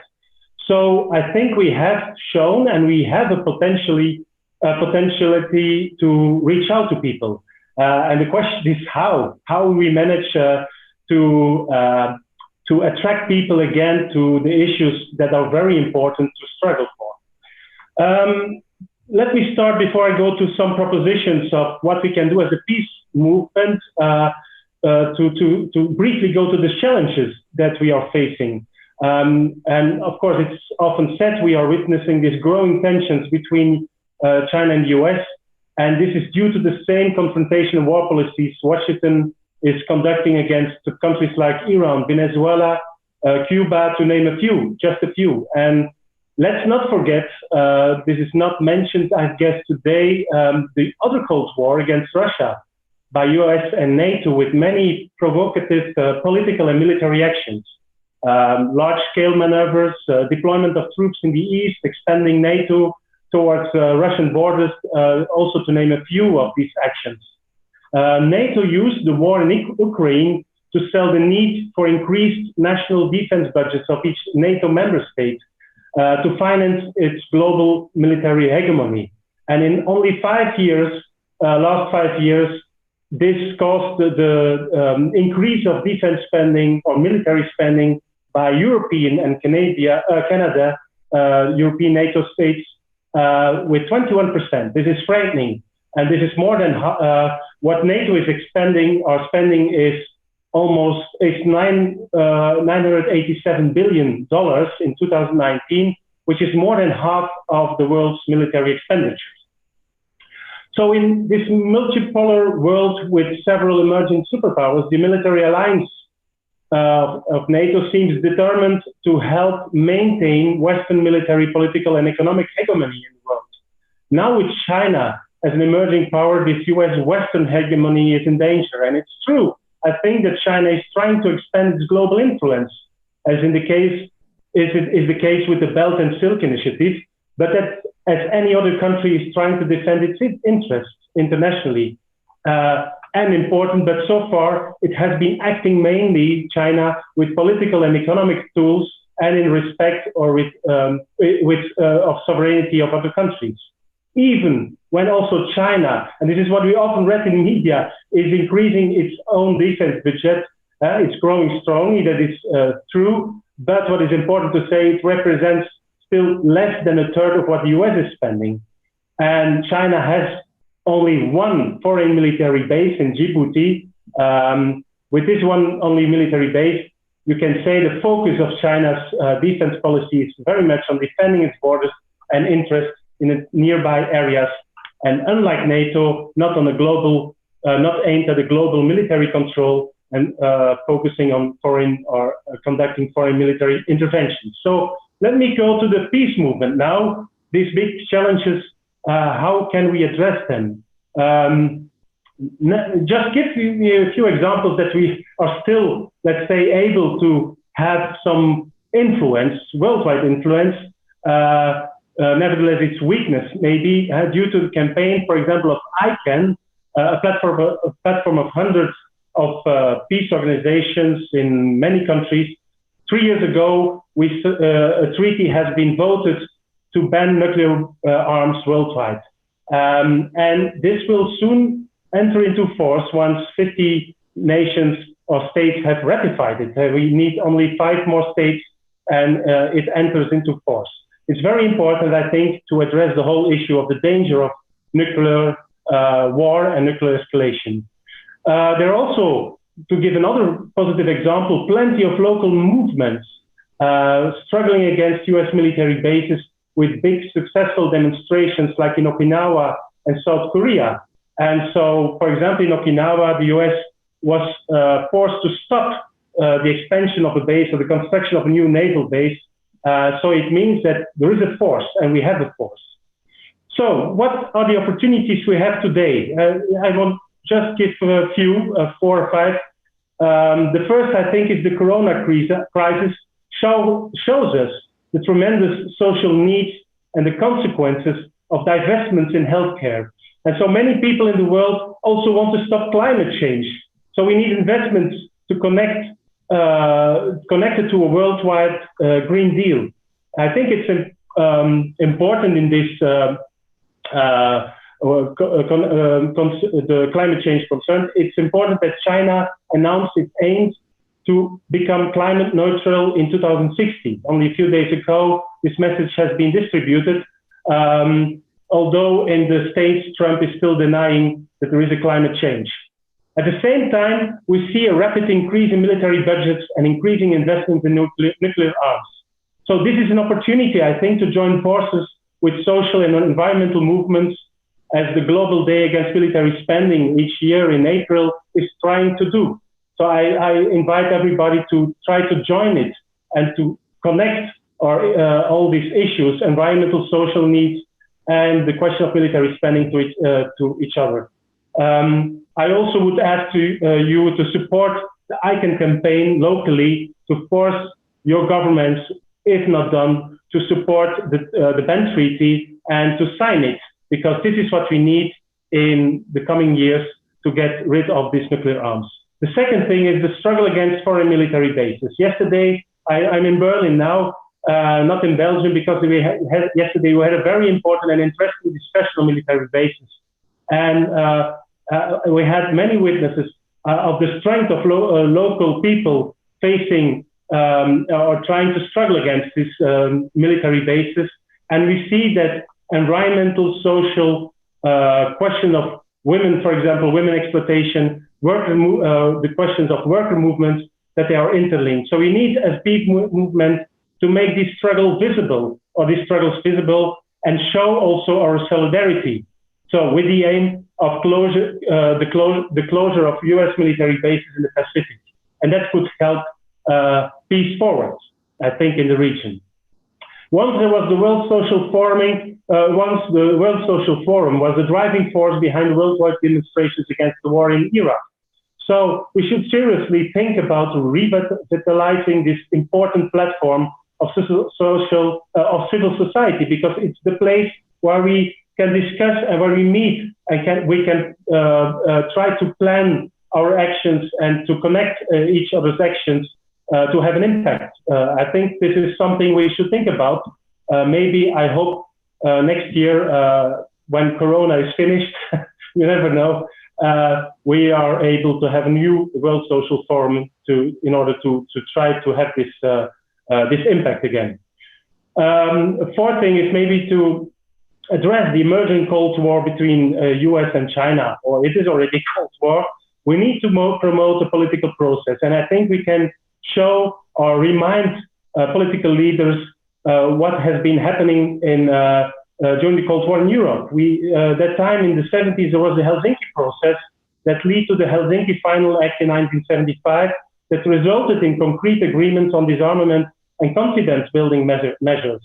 And under auspices of the UN, a political process can be initiated with successive rounds of negotiations to address the various problems in the Pacific. And I think it's important to support the United Nations that has been weakened by NATO. And this could be an opportunity for the United Nations to be more on the forefront to address this kind of new Cold War 2.0 again.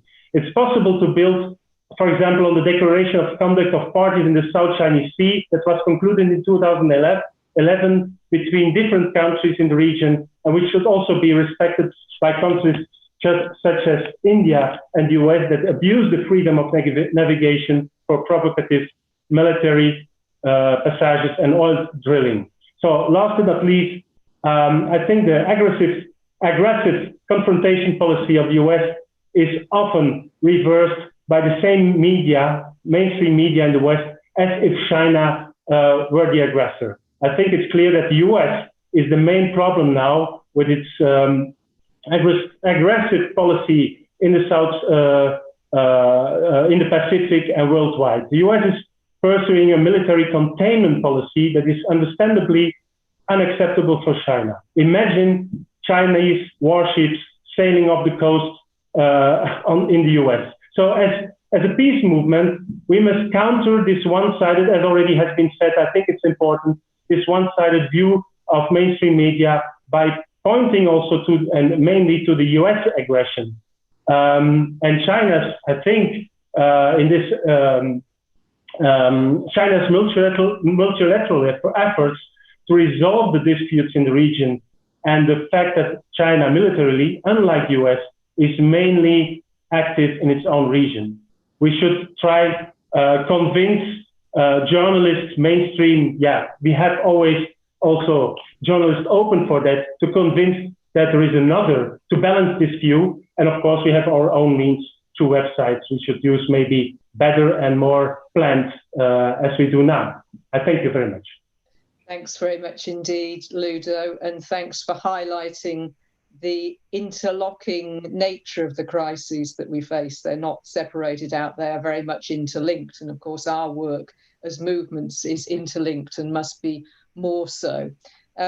Can I just draw panelists' attention to the Q&A box? We've had questions from both Sharon and Peter from the US asking for suggestions about peace organizations that they could become involved with. So I don't know if Julie or Margaret, you've got time to have a look and make some suggestions or give advice there. But we'll go now to our questions that have been submitted. Ludo, I'm going to come back to you first of all, if you don't mind. How can we enhance understanding between the US and China? Any thoughts on that? Well, that's what I said. I think, and of course, it's not only something we as a civil society can promote, but it's also hopefully with another leadership in the United States that can be. I don't know. I'm very skeptical if Trump will be elected that we will have a kind of political process as I was describing before, this Helsinki process where we can address all the issues that are in the region and that are happening. So I think under Biden, when he becomes a new president, I think China will remain the main rival. It won't change because it's about competition on hegemony, and the United States wants to keep its hegemony in the Pacific. So. But nevertheless, I think there is room, as I say, as we have seen in Europe, and I hope I can be optimistic on that, that we can convince political worlds or some leaders to take the lead in a process to find, for example, confident building measures, because this is in the first place, it's a first step, needed step to avoid a real military confrontation, because sometimes I think we are very close by it, and this is what we need. I think this political process, and it's the United Nations that can be the platform. It should be the platform of such a negotiation process, since China and the United States are both permanent members of the Security Council. So I think somebody or some political leaders can take the lead and see that we need this confidential building measures. We need to address military threats before they become open war. And then secondly, we can see how we can come into a real political process that in respect with sovereignty of all the nations involved in the region and worldwide. That's I think a very long, and we need in the United States maybe another policy, but it's a long process. But let's be optimistic about the possibilities of that. Thanks very much, Ludo. For the next question, I'm just going to read solidarity greetings. These are from Colonel Ann Wright. Ann is a retired US Army colonel. She's involved in Veterans for Peace. Her chapter is 113 in Hawaii. She says, "Aloha from Hawaii, the site of the largest naval war practice in the world. It is called Rim of the Pacific, abbreviated as RIMPAC, and it is held every 2 years in the waters surrounding Hawaii. COVID reduced the number of countries participating this year, but in most years, 20 countries, 25,000 personnel, 200 aircraft and naval vessels participate with the goal of military power projection. As the Trump administration continues to hammer China with sanctions, allegations of purposeful spread of COVID by the Chinese government and military war practice off Hawaii and in the South China Sea, we in the US peace movement, and particularly Veterans for Peace, call for dialogue and discussion to resolve international political and economic issues instead of threats of military action." So thanks very much, Anne. I'm sure we're absolutely all in agreement with your sentiments and also your actions, your peace actions over many years. So more questions coming in. Julie, I've got one for you now. How can we speak more powerfully about the provocations of the US and its NATO and Pacific allies in driving the nuclear arms race and the war in space? Julie. Well, the situation in America is not good, as we all know, because the politicians and mainstream media, they all seem to speak with one voice. In fact, the atmosphere that I feel right now is the same atmosphere that we had right before the Iraq war, where everybody's all prepped up, angry and hated Saddam Hussein and seething with blood and just ready to support Bush. I see that all around me, and I see that all around me right now with China. Even my very progressive friends that I always have great, a drink with to talk about how terrible Trump is, are turning their head when I talk about China. So it is not a good situation. We are running from the grounds up. But I don't think we should give up, and that's why I joined Pivot to Peace. I think that in the peace movement, we tend to, I've learned about the peace movement more now that I've joined it, talk among ourselves. And I think we should really take ourselves outside and start talking to people who are not familiar, who don't really understand what's going on. And it is those people that we are trying to influence. I was happy to hear Margaret talk about their group, talking about endorsements of candidates. And I know that we are very sour towards both candidates, as I am very sour with both of them, Biden and Trump. But I think we should still play a role, because if we don't, we are just giving up on all the people who have the power, who have the might to make those very dreadful decisions, whether to go to war with China or not. So I encourage people to get involved in politics still, in the current mainstream politics, and go to those Democratic club events or Republican events or whatever club events that you are in. We don't have a candidate of our choice, but they're there. I am going to vote for Biden because I feel that he is still maybe a little bit better option than what we have right now. We're seeing the worst, so how can it be better? How can it be worse? And I hope that people will just keep trying. And I really appreciate, I hope I answered some of your questions. Yeah. Thanks very much, Julie. I've got another solidarity greeting I'm just going to share with you before the next question. It's from the International Action Centre. They extend their full support to the campaign. They say every form of resistance, people's mobilisation and cooperation is urgently needed against the ominous threats from Washington and London. In the same spirit, this month, the IAC and US-China Solidarity Network are releasing a new book, an anthology titled Capitalism on a Ventilator, the impact of COVID-19 on China versus the US. The book focuses on the human cost of refusing to learn from China and heed the health warnings. Instead, we face racist propaganda, military encirclement, trade war and sanctions during a global pandemic. This criminal policy has led to the deaths of tens of thousands. The US has the highest COVID death toll in the world, now past 200,000. In China, less than 5,000 deaths. The global choices are stark. We must act. And I'm sure we'll all agree with that. So thank you to them. Next question, Margaret, this is one for you. How do we challenge the incessant anti-China propaganda, which has an effect on many potential allies who otherwise oppose US and Trump? Well, we just have to be forthright in telling people the truth. And it's difficult to do because the propaganda is so incessant, and it's being spread by both wings of the duopoly here in the United States. So when Trump and Biden both say that China is a violator of human rights, it appears to people that that must be true. And the New York Times says it, and the NPR says it. So that's why it's so important for us to just tell people, I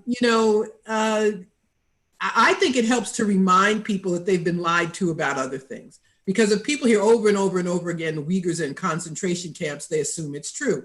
So I will say something like, do you remember the incubator babies in Kuwait? Do you remember the young woman who told the world Iraqi soldiers took babies out of incubators, but it turned out not to be true? Do you remember Colin Powell's presentation at the United Nations about WMD that didn't exist? Do you remember we were told Gaddafi's troops were taking Viagra and were going to commit mass rapes. Do you remember all those things that turned out not to be true? Well, this is like that. It's going to, be harder for us because these larger voices are so much louder. But I just think we have to have some courage. I also want to point out something else. These voices are very much coordinated. If you've ever gone on social media, if you go on Twitter, for example, and say there are no Uyghur concentration camps, you're immediately attacked by hundreds of people calling you names, trying to intimidate you. They are very, very coordinated. I think that's something that as a group we have to work on as well. And we have the added benefit of being the ones telling the truth. But I think it has to be a priority in all of our actions. And to never, not to give up and not to give in and say that we can't fight against these larger and more powerful forces. But they say these things for a reason, because most people are motivated by a desire to do good and to support the right thing. And what better way to get buy-in for something horrible than to tell people lies about another country. So we have to realize that's where it comes from, but we have a voice too. However big it may be at the moment, it is imperative for us to try to use some of the approaches that I mentioned in fighting against these false narratives. Thanks very much, Margaret. I've got one more solidarity message to read out. This is from the Hamilton Coalition to Stop the War, which I believe is in Canada. They say confrontation with China is now a possibility. In this dire context, no Cold War has provided leadership with its Forum on International Peace. Given the massive media campaign now deployed against China, the need for popular education is immense. Here in Canada, the entire Parliament appears united in seeking conflict with China, and this hateful policy is reflected in growing attacks and discrimination against Asian Canadians. Racism at home is the imperialism abroad, but there is a world emerging outside the American orbit. This real world calls for a return to international law as established under the UN. There is a need for democracy at the international level, just as there is at home. We therefore join in solidarity with the No New Cold War Forum and all those who empower citizens with knowledge, opening a window to the world beyond Washington. So thanks very much to Hamilton Group for that. It's fantastic. And then my next question is for Lindsey. Lindsey, how can we engage a larger group of civil society with this international platform? Like the peace movement, for example, climate movement, political parties of the left/progressive side, celebrities from cultural showbiz and sports worlds, etc. Any thoughts on that? Because I know Stop the War has built massive support across society. So what's your advice on that? Well, I think the approach to it has to be that we want to get as many people as possible. And that might sound a stupid thing to say, but people very often, I think, they start with a kind of big program, and then if people don't agree with it, too bad. But I think we have to get a fairly simple program around these things, like No New Cold War, and that we then say to the existing peace and anti-war movements, say to movements that are engaged in other questions like Black Lives Matter or climate change or Extinction Rebellion in this country, which has been quite active recently, to the trade unions, which are still much weaker than they used to be, but are still in this country, what, a quarter of the workforce or a fifth of the workforce are still in trade unions. The Labour Party, despite the very sad loss of a very principled anti-war and pro-peace leader, but to say to people, we can fight over this. And one of the important things I think we should remember is that actually public opinion is not totally on our side, because there are all sorts of things that people get take as people have explained, that people think they've got to be patriotic or they've got to do this, they've got to do that. But actually, if you look at opposition to wars and opposition to interventions, it is high among ordinary people in Britain. And I guess you will find a lot of the same in a number of countries. And I think that's partly the work that we have done in terms of, you know, Stop the War and CND and the rest of us have done over the years in telling the truth about these wars and campaigning over them. I think it's partly that working class people suffer from the wars. They're the people who fight in the wars. They're the people who suffer from them. They're the people who can't get decent education or healthcare because so much money goes on the military. So I think you can make those connections, and it's very important to do, and just keep on keeping on. Now, my only point that I would make, perhaps as well, is that I think, you know, there's a lot of lies told about wars, and people have referred, and Margaret referred to the, you know, the incubators in the Kuwait conflict and so on. But there may also be things that aren't necessarily lies, which are still used. And the reason I say this is not to disagree with anybody or to support this kind of thing, but I think our main thing is that even if these things were shown to be true, for example, the Halabja thing with Saddam Hussein, it does not justify war. And, you know, I think this is very important we do this. I mean, I know, for example, with the Uyghur in this country, a number of people in the Muslim community are concerned about what is happening. You know, they're concerned about it. They want human rights. I would say two things, and I'm sure many of them would agree, that doesn't justify any kind of military conflict with China. And there are other ways, if you do think there is an issue, to resolve some of these questions. The other thing I would say is there's a lot of human rights abuses go on around the world that nobody talks about going to war. I mean, if you think the Rohingya in Burma, or if you think of all sorts of things that go on.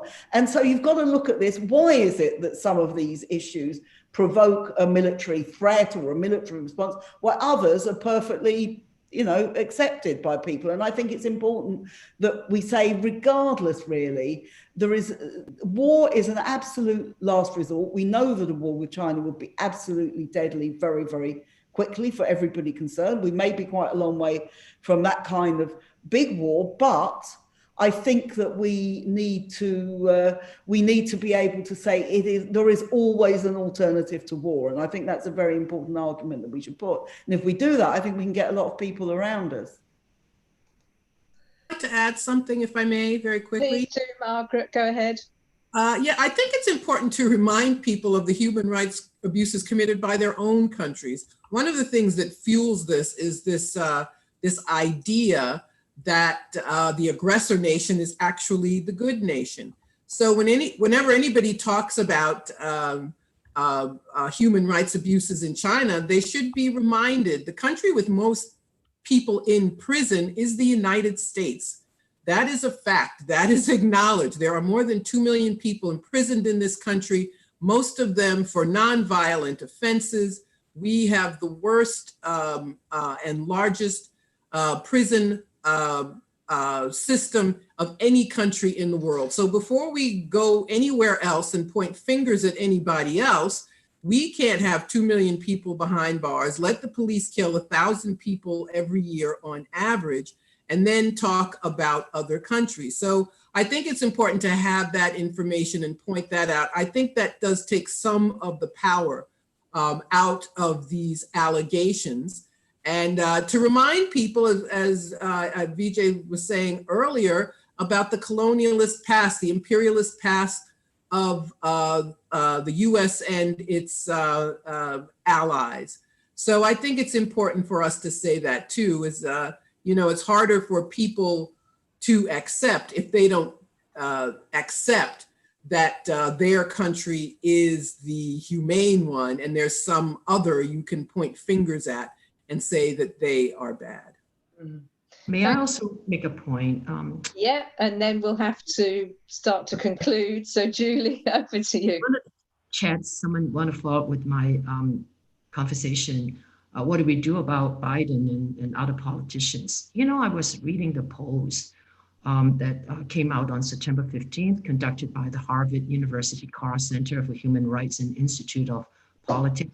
They show that Americans, in terms of the voters, they are not concerned or feel as threatened about China as the politicians try to make them out to be, by implication of what their top concerns are. The Americans' voters' top concern are the virus, the economy, clean air and water, and protection of personal data, internal racial hatred.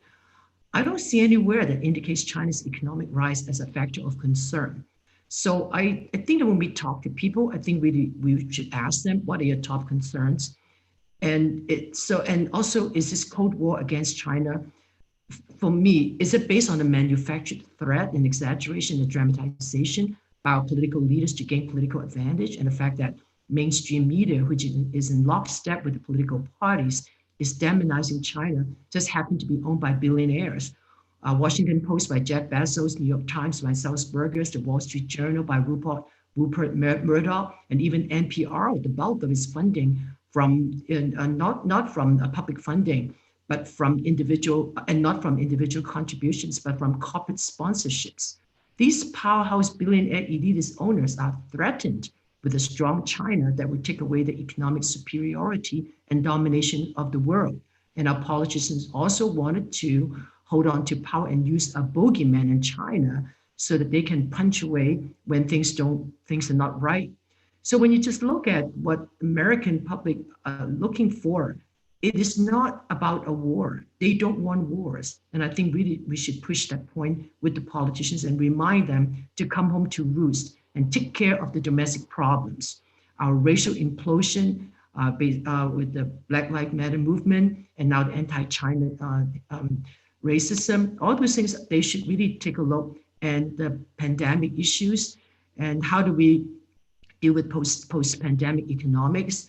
China can help us. China can really help in terms of the economy. They helped us in 2008 by buying all these ridiculous, valueless bonds, and in turn giving us back some very inexpensive consumer goods. China can really help on both the climate change based on 2060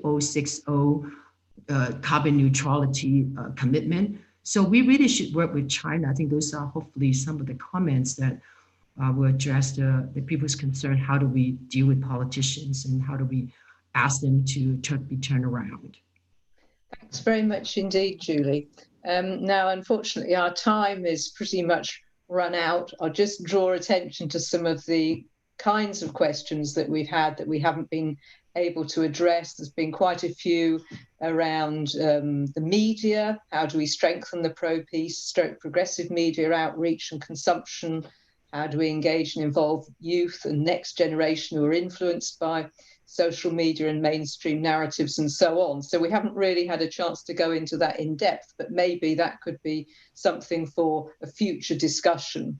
I think that's really important. And picking up on Margaret's point then about the colonial legacy and the impact of imperialism and so on, and the interconnection between that and war, that's something else that's been raised a few times as well. So I think hopefully we'll have opportunities at further events to really go in deep on some of these crucial issues. So it remains to me to say thank you to all our speakers. You've been fantastic, both in this panel and Vijay's panel earlier on. Thanks to the audience as well. Thanks for all your very wide-ranging comments, questions, and for sharing a lot of information. It's been really productive. So following on from today, we've got a lot of work to do. We have to build the biggest possible opposition to US threats to peace. So please get involved with the No Cold War campaign. That's certainly one of the steps you can take if you haven't already done so. If you haven't signed the founding statement, for example, please go online and do that. Check out the YouTube channel. I know that people are watching this on YouTube, but that will be there to watch in future as well. So please do share that with others. Let everyone know about today's forum and that they can still watch it. And then, of course, Vijay mentioned earlier a couple of important events that are coming up. So if you look at the No Cold War website, you can see more details. But as Vijay mentioned, next Saturday, 3rd of October, there's going to be the dialogue between US Ambassador Chas Freeman and Wang Wen. No Cold War is supporting that. And then Saturday, the 24th of October, we're organising the big dialogue between Jeffrey Sachs and Zhang Weiwei on the theme of China and the US. So again, that's going to be really, really important and interesting. So again, to panelists, to audience, thank you so much for coming along today. Please get involved, and I hope to see you soon. Thank you very much.